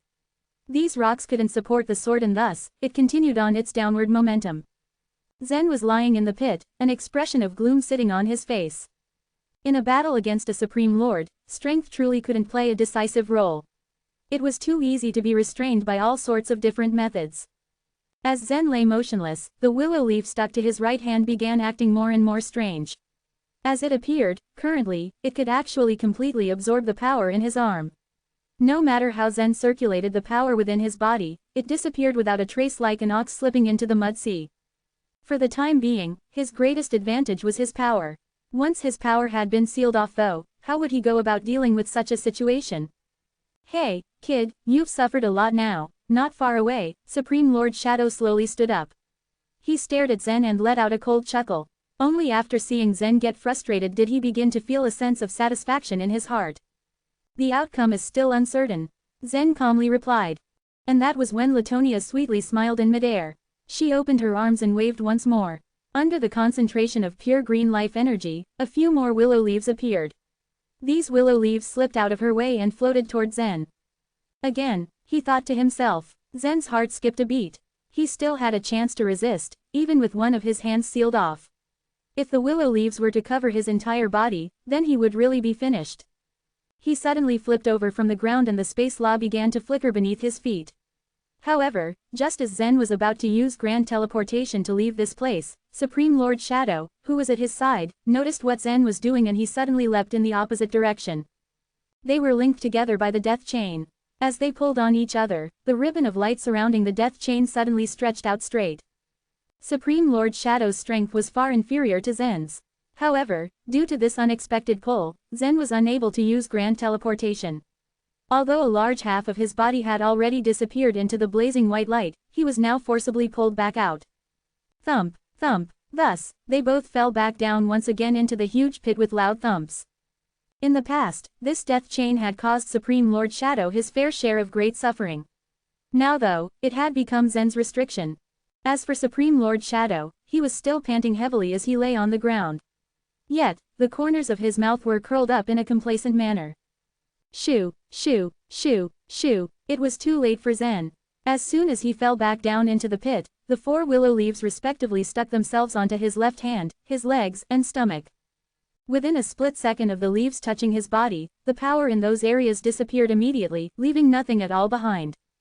Latonia's beautiful eyes continued quietly staring at Zen, as she floated above him in the air, her legs crossed like a genie. She'd lost to Zen in the past and had wholeheartedly accepted the result. She even had a good impression of him, but they belonged to different factions. This was what she had to do, it was all she could do. "I'll leave the rest to you," Latonia said faintly to Elena, before backing away from the scene. As the Queen of Life, her cultivation method was originally only limited to assisting her. When it came to a battle where weapons came into play, the Queen of Life wasn't particularly skilled. Elena smiled without emotion and then dashed down, like a lightning bolt. She raised the Saint Thunder Meteor Hammer in her hand and looked down at Zen, pity filling her eyes. "You've struggled for far too long. But you know, bugs are bugs. The time has come to put an end to all this." After she finished speaking, rays of dazzling light emitted from the Saint Thunder Meteor Hammer and revolved around Elena. The streaks of bright light exploded in rapid succession, one immediately after the next. Crack, crack, the skinny bolts of lightning warped inward and transformed into several small balls of lightning. These balls hovered above the huge pit, releasing threads of lightning that connected with each other like electrical currents. Sizzle, sizzle, sizzle. Once all of the thunder balls were connected together, they began revolving slowly as one, forming a terrifying vortex of thunder. The vortex was like a water tank of thunder, exploding outward in consistent booms. And then the vortex began to spin as well. In doing so, it became an intense force of attraction, dragging in rocks, rubble and then the pilgrims' corpses. Everything was sent spinning high into the sky. Anything, alive or not, that touched the thunder vortex would be destroyed in an instant. This whirlpool appeared to be brewing an unimaginable attack. No one knew what was going to happen next. Upon noticing everything that was going on, Supreme Lord Shadow's face grew extremely pale, almost milky white. "Elena, I'm still down here," he cried out. And yet, she knew that he and Zen were linked by the death chain. Whatever happened down here, he too would 100% be affected by the attack.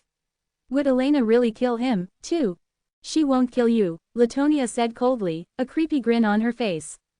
Despite hearing her words, Supreme Lord Shadow still wore a mournful expression. Today, he had definitely run out of luck. Karma wasn't on his side. He was destined to meet a calamity like this one. Why did he have to suffer so much just to kill Zen? Deep in the sky, Leroy also watched the scene. His old face was so gloomy, his features hanging so low, it almost looked as though his expression would drop off at any second, just like water. No matter what, if Zen died, Lavender's soul would perish too. Ultimately, Leroy was afraid that he would never have the chance to reverse the situation that was playing out before him. Although Zen's physical body was ridiculously strong, what Elena used now was known as the profound holy thunder. Attacked by such a vortex of thunder, even a supreme lord would perish beneath the power. "Ah, what the heck? I'll go all out," Leroy thought to himself. And he knew, now more than ever, that he couldn't hesitate any longer, not even for a second. After heading down toward the ground, he directed himself straight at the fire birds. Leroy's entire body was scorched black as the flames raged and licked at him. Although the protective life vitality of a Supreme Lord was extremely strong, it still wasn't capable of resisting Supreme Lord Corbin's Thurgy. Is this old man crazy? Supreme Lord Corbin thought to himself, surprised to see Leroy being so valiant. Once he had successfully passed through a fire bird, Leroy finally found an opportunity to shoot. He let out an incredibly loud roar. Elena, the blood-devouring bone arrow, already knocked on the bowstring, slowly began to glow before burning like embers. On the bone arrow's head, a blood-red flame lit up. Hearing Leroy, Elena, who was still watching Zen, slightly raised her head. The moment she saw the blood-devouring bone arrow, her eyes didn't shut but twitched and bulged instead. The arrow, she thought. This blood-devouring bone arrow exuded a power that made her heart palpitate. That old fellow! A sense of deadly threat arose in Elena's heart. She was panicking. Release Zen, Leroy roared, and I won't kill you. Leroy pulled his bow back and open, keeping an eye on Zen as he spoke fiercely and loudly. He was staring at Elena, straight on. He had his eyes locked on her. In theory, she had no way of dodging and thus had no choice but to accept the arrow's attack head-on. Such blood-devouring bone arrows were made from Leroy's ribs. The refining process was similar to the burning blood essence method. It was just that when an ordinary martial artist burnt their blood essence, they could greatly increase their strength in a short period of time. Leroy had instead used his own blood essence to create these bone arrows over a long period of time. For this reason, their power was guaranteed to be even more terrifying. Once the bone arrow hit its target, the blood flame on the arrowhead would enter the target's body and burn their blood like fuel. But the blood-devouring bone arrow was a part of Leroy's life. In other words, every time he shot an arrow, a third of his life was burned to ashes. If he shot 3 arrows without doubt, he would then perish. On the one hand, the price was too high. On the other hand, if Zen were to die right now, it would be impossible for him to escape. And in that sense, the price was worthwhile. Ha! Elena's face revealed a sneer. Despite her expression, her face was so beautiful that anyone could fall absent-minded upon staring at her.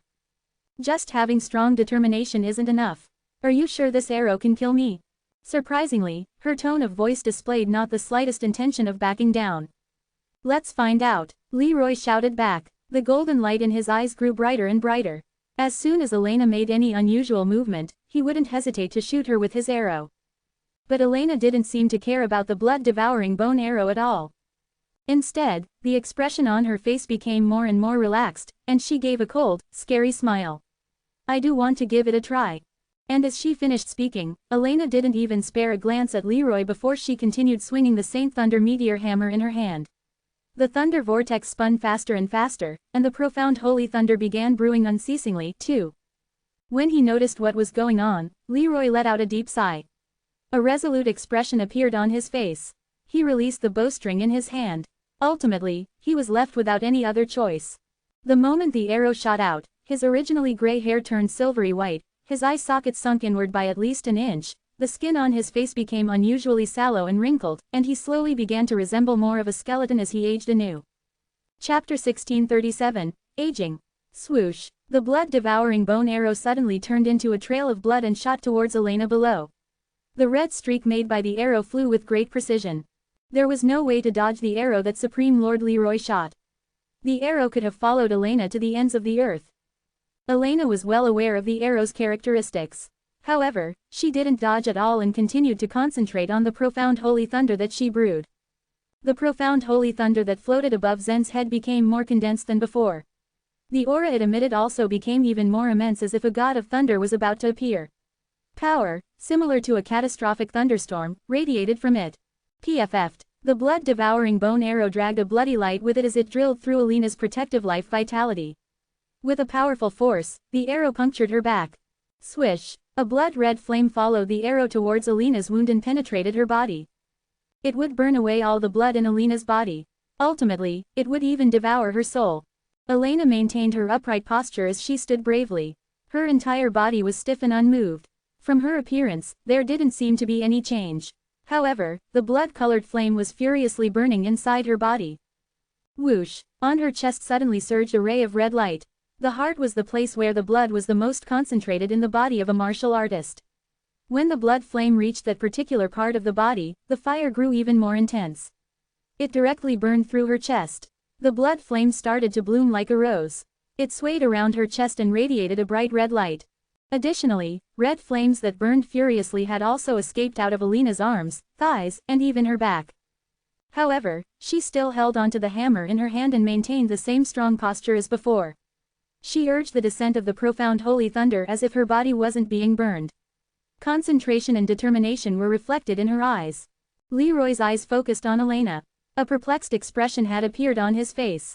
The intense heat from the blood flame was supposed to evaporate all the blood in Elena's body. However, she didn't show any signs of pain or struggle.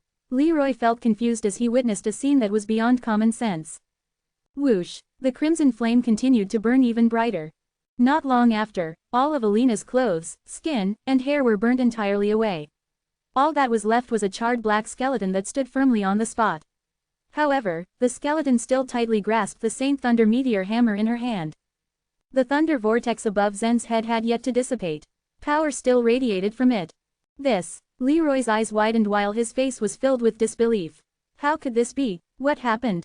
After it heard Leroy's words, the charred skeleton even raised its skull and opened its jaws towards him. Ha ha ha, it gave out a spooky atmosphere. A strange sound echoed when the skeleton's jaws collided as if to mock Leroy. It made Leroy's hair stand on end. He had no idea what was wrong. Cold sweat trickled down his spine. It wasn't just him. Even Zen, Supreme Lord Shadow, and Supreme Lord Corbin were shocked by the skeleton's actions. All of them had disturbed expressions on their faces. Soon, a feeling of realization appeared on Zen's face. He had encountered this kind of thing before, so naturally, he was able to recognize the scenario. It's only a replica. Right at this moment, Elena's voice slowly drifted over. Coldness and arrogance were apparent in her tone. She reappeared in a blue dress and stood beside the skeleton, and took the Saint Thunder meteor hammer from it. It's Shania's ability, Zen said faintly from within the vast pit. His eyes squinted with curiosity.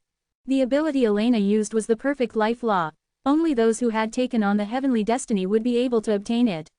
However, Shania had actually comprehended it herself. When they were in the illusion battlefield, Shania had used this move to duplicate many Zens. Those Zens were no different from his original body, but the duplicates were unable to control the chaotic energy. The clones were only strong enough to be diversions. Nonetheless, there was still a massive gap between a duplicate and the real Zen when Shania used the technique. However, there was not even the slightest difference between the real Elena and her duplicate. It almost appeared and moved like it was the real Elena. After she heard Zen's words, Elena glanced at him faintly. You're smart. What a pity. She spoke in an arrogant tone. Then, she once again raised her head and met Leroy's eyes.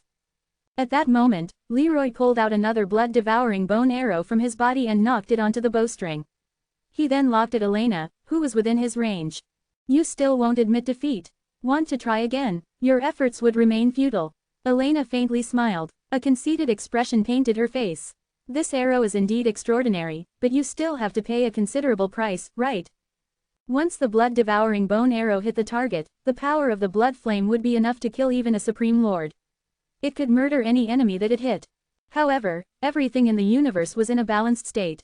With such a powerful arrow, its usage would always be extremely costly for any warrior. One couldn't gain anything without an equivalent price.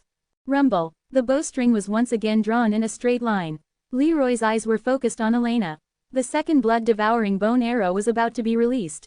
However, Leroy hesitated. He took some time to contemplate the use of another arrow.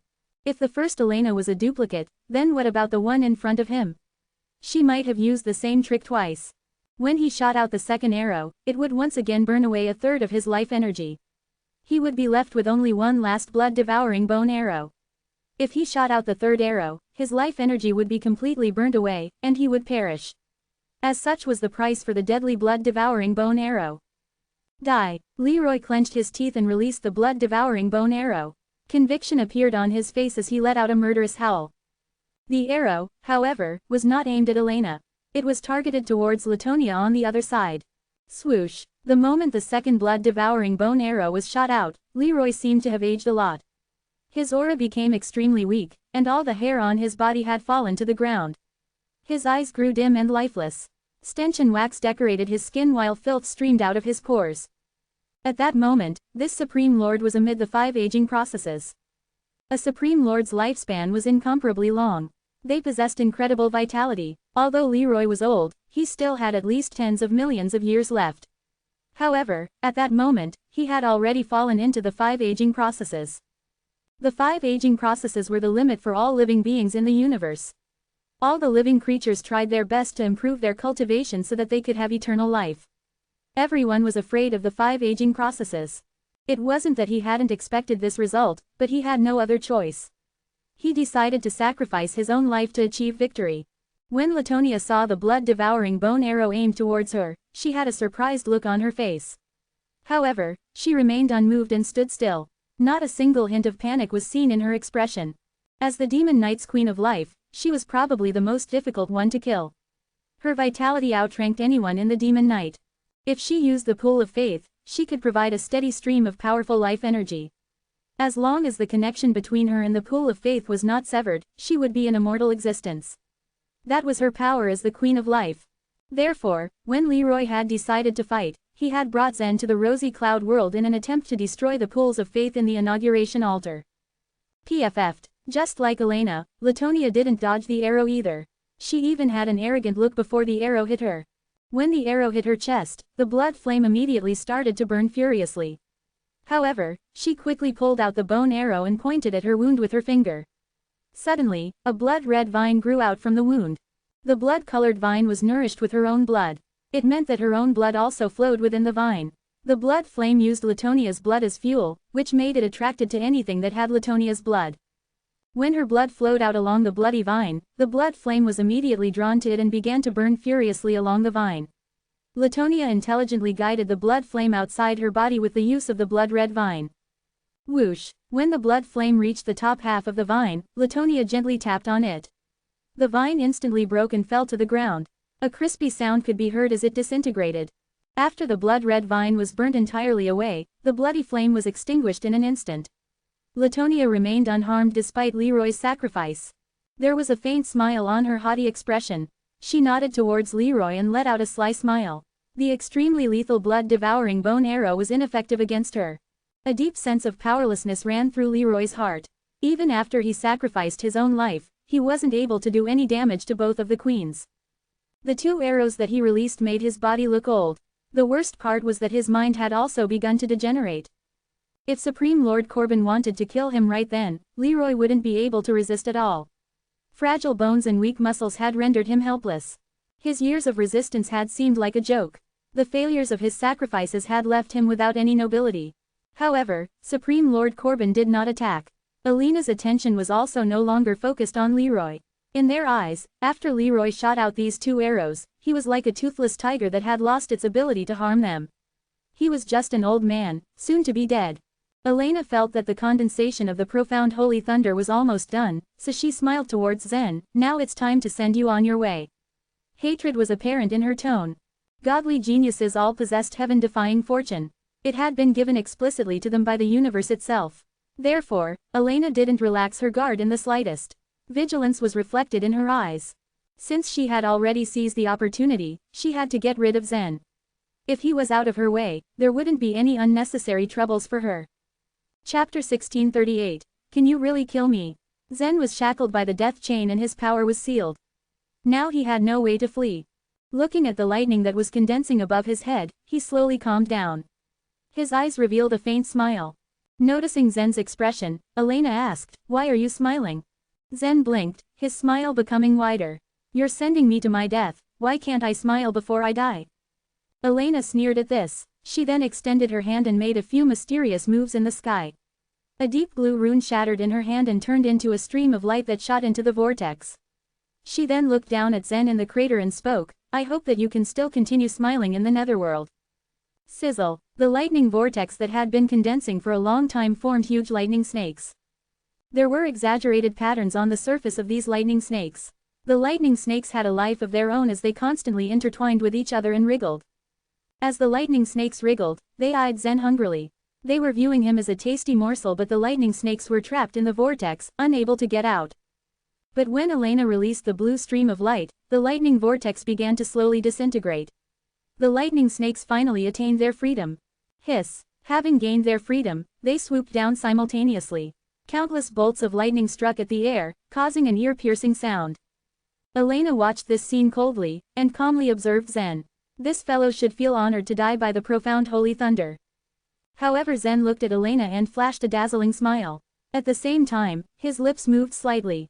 His voice was very low, and even without the noises from the lighting arcs, she still might not have been able to hear him clearly. However, Elena knew lip reading, and the moment he opened his mouth, she could easily read what he was saying. "Do you really think you can kill me?" When Elena understood what he was saying, her eyebrows creased and a puzzled expression appeared on her face. Was this fellow a fool? Elena was well aware of the power of this profound holy thunder. There was simply no one in the entire universe who could resist it head-on. Even the 4 top-ranked Supreme Lords of the evolutionary universe would not dare to forcefully take this profound holy thunder, let alone Zen. Anyone who dared to use their physical body to block the profound holy thunder would have their flesh completely ripped to shreds. Strong as the power of this profound holy thunder was, there was a fatal problem with it: it was too time-consuming to be employed in a jiffy. In a fight between Supreme Lords, deadly moves were executed in the blink of an eye. A few seconds was a very extremely short time frame for an ordinary person, but for Supreme Lords, it was more than enough to escape thousands of miles away.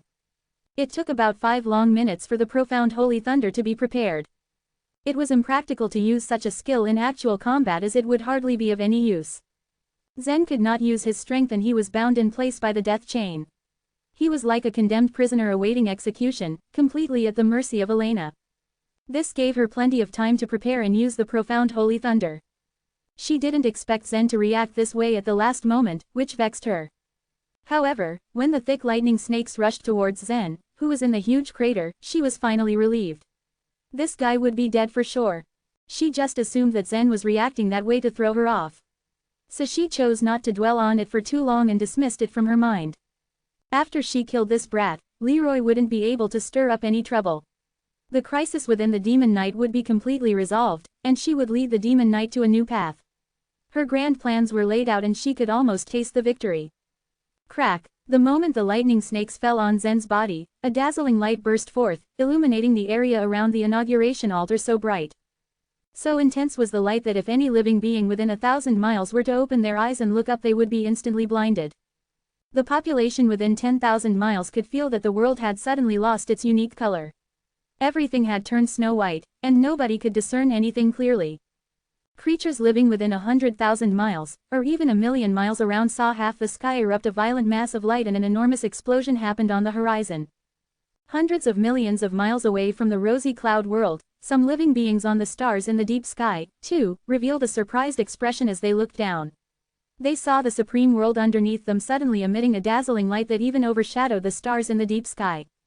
By the time the lightning snakes swooped down, Supreme Lord Shadow, who wasn't too far away from Zen, had turned completely pale. Although Latonia had used the link of life to protect him, receiving baptism by these lightning snakes was probably the most unforgettable experience he had in his long life. Zen sat cross-legged with his eyes tightly shut as he bathed in the glow of lightning. His physical body was indeed tough, but the power of Elena's profound holy thunder was extraordinary. He wouldn't succeed in blocking it using just his physical body. Luckily for Zen, he was currently in the rosy cloud world, an area that was covered by the will of the worlds. Power transfer. As the will of the worlds continued to spread, it would occupy a new supreme world every once in a while. At this stage, the will of the worlds had spread across many territories of the ogre race, demon knight and many other small races. However, human territories were rarely covered, but dozens of supreme worlds of the Humanity Alliance came under the will of the worlds. These supreme worlds had all been occupied by the sacred race. Zen's goal was to save the evolutionary universe. If he randomly used the power transfer skill, it would harm the evolutionary universe itself. When Zen was in the lower world, he had destroyed all the mountains in a great world during a battle. So he was naturally hesitant to use it unless he had no other choices. Zen had chosen a supreme world of the Humanity Alliance, which was occupied by sacred race. Boom! The moment he used his power transfer skill, the lightning snakes subsided and went limp. His entire body was enveloped by the seemingly substantial lightning bolts, which were trying to penetrate his body and ravage his flesh. But no matter how hard they tried, Zen just sat there motionlessly. He absorbed all the lightning that came at him as though his entire body was a bottomless pit. The lightning bolts had already been transferred by Zen to another supreme world. Zen, who was being baptized by the lightning, gained some new insights. He could transfer the power that was being exerted on him to other places because he was fused with the will of the worlds. This meant that the willow leaves, which were stuck to him, probably had the same ability. So Zen assumed that they, too, could transfer the power they received to other places as well. While Zen was motionless and completely unharmed, the situation in another supreme world was completely different. In the celestial wolf world, 3,000 supreme worlds away from the rosy cloud world, an unprecedented disaster was unfolding. When the sacred martial artists invaded this universe, they had to face all sorts of natural disasters every now and then. They had to be extremely cautious at all times in order to combat the malicious phenomenon of the evolutionary universe. After occupying a supreme world, they would try their best to reduce the number in their group and then use the materials in that supreme world to create various arrays and enchanted barriers.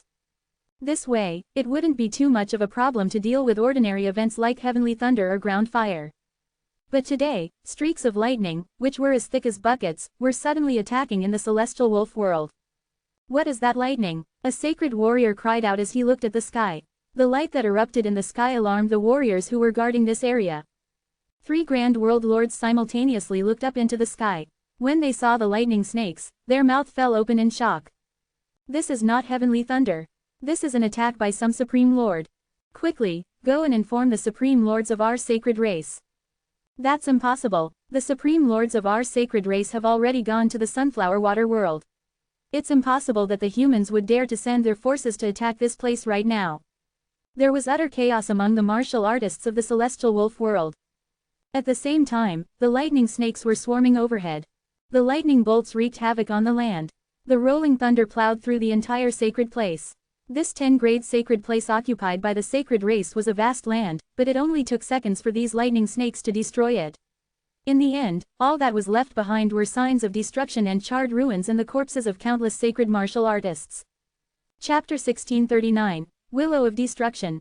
Zen had just transferred the profound holy thunder, and it nearly destroyed 1/3 of the celestial wolf world's area, and the entire sacred race within it. The profound holy thunder shone like mercury as it trickled down Zen's body while he gradually transferred it to the celestial wolf world. Above his head, the thunder vortex disappeared as if it was never there. However, the lightning snakes came together into a giant ball of lightning and wrapped themselves around Zen. The ball lost energy eventually, with the light dimming as it shrank. Everything took place in at least a minute and a half. Once the light rays disappeared, a massive crater developed beneath Alina's feet. It was wide and deep, impossible to fill up. Perhaps it was bottomless. "It's over." Elena slowly walked over and stood at the edge of the crater, looking down. Her eyes turned a dark brown in dismay. This fellow, Zen, on the other hand, sat still, cross-legged with his eyes closed. Not a single speck of dust on his body, including the long robe that fell behind him. Before this, Elena had already felt a trace of worry. It was of common knowledge that the godly geniuses had a mission, everyone knew this. They had been born in the universe with the responsibility of saving it someday. Because of their power, they could not be easily killed. The first thing Elena did after Latonia sealed Zen with the Willow of Destruction was to summon the profound holy thunder. This specific thunder was one of Elena's top thurgies. Despite this, Zen remained unharmed. She suddenly realized that this made things a lot more complicated. Seeing Elena, Latonia shook her head in confusion. Just then, her body flashed, and she ended up above the giant hole. Her eyes scoped the situation, and she furrowed her eyebrows in surprise. "He's not dead. Even his clothes weren't damaged. What kind of robe is this?" Corbin and Leroy were both shocked to hear this. Most especially Leroy, whose dull eyes gave off hopeful expressions. He had thought he was doomed. The 2 blood-devouring bone arrows did not achieve anything, burning 2/3 of his life for nothing. Meanwhile, Zen was bound and baptized by the profound holy thunder. The odd thing was that Zen still hadn't died. Is he immune to everything? Does this make him indestructible? He mused. Elena and the Supreme Lords moved towards the giant hole and looked down at Zen. They had to keep their eyes glued to believe what was happening. After a while, Zen's eyes twitched and eventually opened. As his gaze met Elena's, he smiled faintly before leaping up from the large hole. Beside him was Supreme Lord Shadow, being dragged along. From the looks of it, Supreme Lord Shadow's state was a lot worse. The profound holy thunder almost melted every bone in his body. He was holding on to life with Latonia's link of life, and was left with one last breath. Since Zen decided to go to the Supreme World where the Demon Knight reigned, he had his own reservations. The responsibility on him was too heavy, and without full confidence in him, he wouldn't have taken the risk in the first place. With the Will of Worlds, Zen could already be considered immortal with his power transfer technique. However, the power of a Supreme Lord's attack was not one to overlook. One strike from Alina's profound holy thunder could destroy around 1/3 of the celestial wolf world's area. If she continued to attack this way, it would be enough to destroy all the life forms of a supreme world. Of course, this was not what Zen was looking for. However, his and Leroy's efforts were in vain. Facing Elena and Latonia, he was left with no choice but to let go of some supreme worlds. In doing this, he killed warriors of the sacred race's defense. I don't believe it. Elena shook her head abruptly. As she saw that Zen was unharmed, hatred and arrogance surged through her veins. Immediately, she dashed towards him with all her might. As she ran, she swung the Saint Thunder Meteor Hammer in her hand like a boomerang. The weapon drew a marvelous shadow in the air before it smashed down on Zen's head. Just then, Zen held up his right index finger. Just a finger against the hammer being thrown at him. One would have thought he was a fool. Boom, but just like that, the hammer halted before it could make contact with him. The power had been transferred through his finger. Calmly, Zen sat firmly on the ground, content with what he did. He feared nothing at this point. Whoosh! A determined glare plastered across Alina's face. She pulled the hammer back and swung it at Zen once again. Boom! With the lift of his finger, the hammer stopped in midair again. It dropped to the ground. The rage in Alina's eyes became more and more intense as she swung the hammer over and over again, each swing faster than the last. In the same way, Zen had to only raise his finger to send the hammer away. Nobody could resist her hammer without being harmed.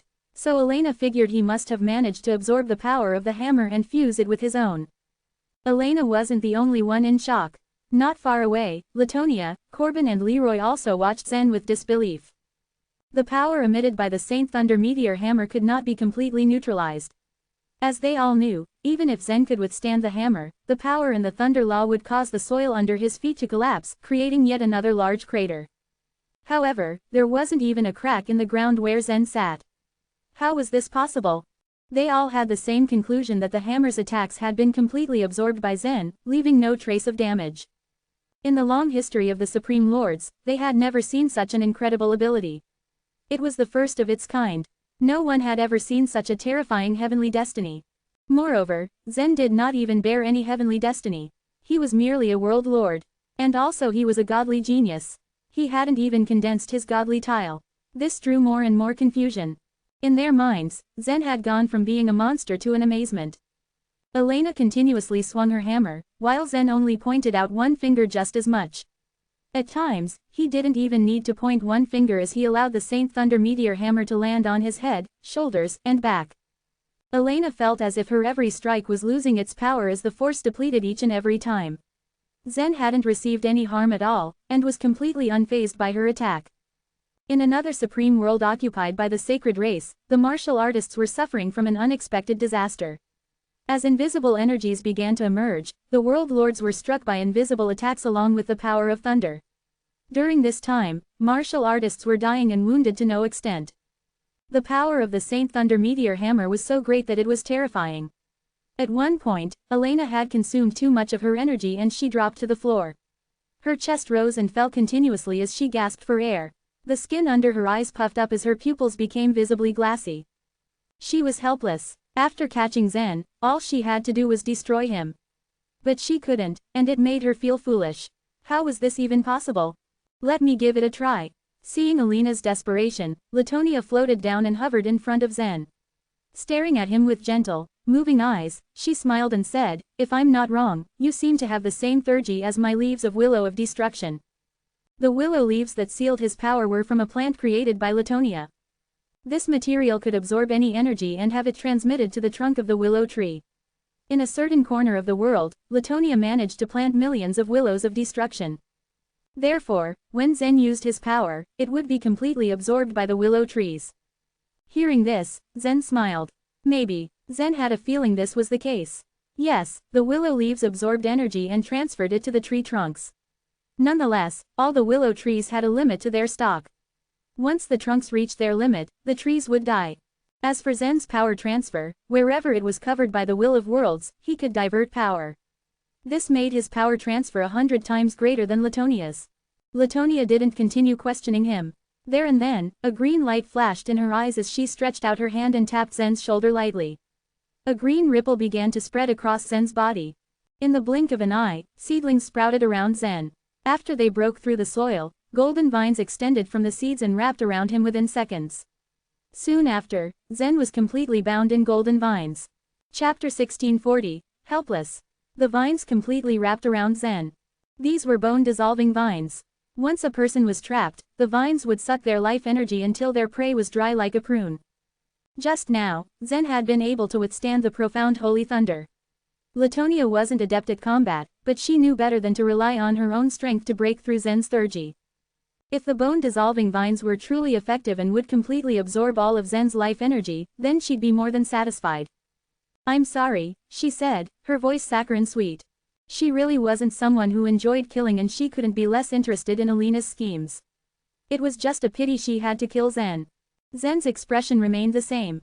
However, in the next moment, he felt a strange movement from the vines.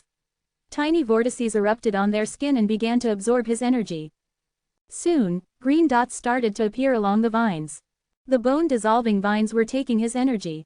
"It's working," Latonia said with faint amusement. "Good," Elena nodded in praise. She hadn't thought that even after she'd exhausted her strength, she'd still have to rely on Latonia to solve the problem. Latonia, however, only glanced at her with indifference. Although the soul-sealing needle forced her to stand on the same side as Elena, she didn't like the girl, and she wasn't afraid to show it. The vines continued to absorb life energy, and were getting fatter every passing moment. Latonia lightly tapped on a vine and it slithered onto her hand like a snake.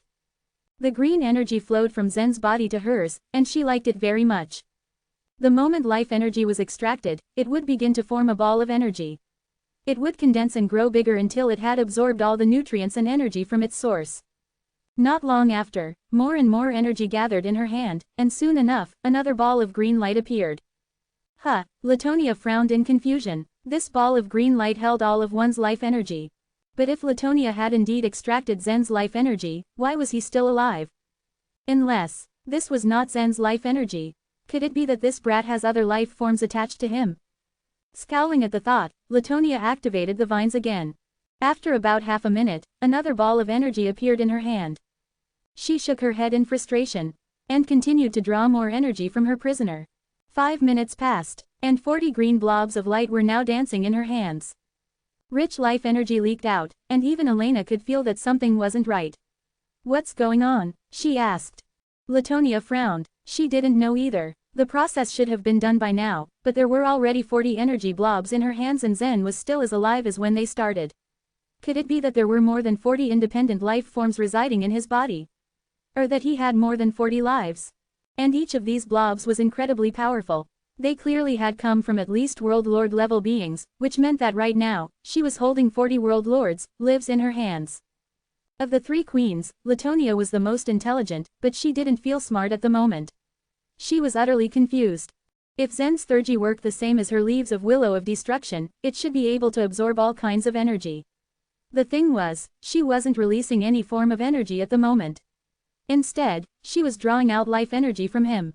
What she didn't realize, however, was that Zen could make the bone-dissolving vines absorb life energy from other supreme worlds by using the power transfer. And within the supreme worlds covered by the will of worlds, martial artists from the sacred race began drying up like mummies. Those who witnessed this shook in fear at the unnatural occurrence. Their companions were being sucked dry out of nowhere. For all they knew, this kind of thing only happened to world lords. Another moment passed. There were now more than 80 green blobs in her hands. Latonia couldn't believe what was happening. How the heck was Zen still smiling? He looked nothing like a man about to lose his life. It was only then that it dawned on her. What she was doing did not have any effect on him. Not wanting to waste the energy she gathered, she poured all of it into Supreme Lord Shadow's dying form. "Let me give it a try." Supreme Lord Corbin flew down from the sky, leaving Leroy alone in the air. Their battle was meaningless and what was happening below looked much more interesting. He had thought Zen would be easy to deal with, so he had given him to Supreme Lord Shadow. He hadn't thought that such a strange thing would happen to this boy. After recovering from his wounds, Supreme Lord Shadow also joined in. Alone in the air, Leroy felt like an outsider. He didn't know what to make of the scene in front of him. No wonder the celestial position race valued Zen so highly, he possesses such powerful theurgy. In time, he will be able to save the universe. The two demon Night Queens and the two Supreme Lords used all sorts of methods, but in the end, they were unable to kill Zen. Elena shook her head. This was futile. I will activate the punishment of eternal night and seal him in eternal darkness. Punishment of eternal night was an extremely strong sealing method, and it was also the most brutal punishment of the demon knight. Up until now, only a few dozen members of the demon knight had received this punishment. Activating it required a considerable amount of faith energy, even for the Queen of Punishment, which was why Elena rarely used it. Not killing Zen could not possibly end well. Even if he was sealed in eternal night, it wouldn't end their problem once and for all. It was just that at the moment, Elena saw no other option. You should have just died. Now I can only let you enjoy the worst punishment of the demon knight. Zen remained calm. While they were beating him up, he used the Will of Worlds to check out the situation within the inauguration altar. The corners of his mouth curved to a smile. You didn't sense anything. Elena ignored him. Right now, she only wanted him locked up in eternal night. Punishment was Elena's specialty. Killing people was Lavender's. But as Elena began to condense faith energy, a frown formed on her face. She couldn't collect any. Latonia's expression mirrored Elena's. She could sense something wrong. The two women glanced at each other and saw the panic reflected in their eyes. They turned their attention to the inauguration altar. Rumble, rumble, the earth began to shake violently. Soon, massive cracks began to form in the inauguration altar's surface. What's happening? Leroy asked, his gaze fixed on the altar. The inauguration altar was probably one of the sturdiest buildings in the evolutionary universe. A Supreme Lord wouldn't be able to force their way in it. And before, when Zen had fallen from the sky, he had only created a hole in the surface. The tremors that came from the inauguration altar at this moment were actually capable of shattering the entire inauguration altar. What exactly had happened here? Boom, and right at that moment, the inauguration altar exploded. And from the rubble, a massive figure shot straight to the sky. A silhouette of a woman could be seen standing on top of a dragon's head.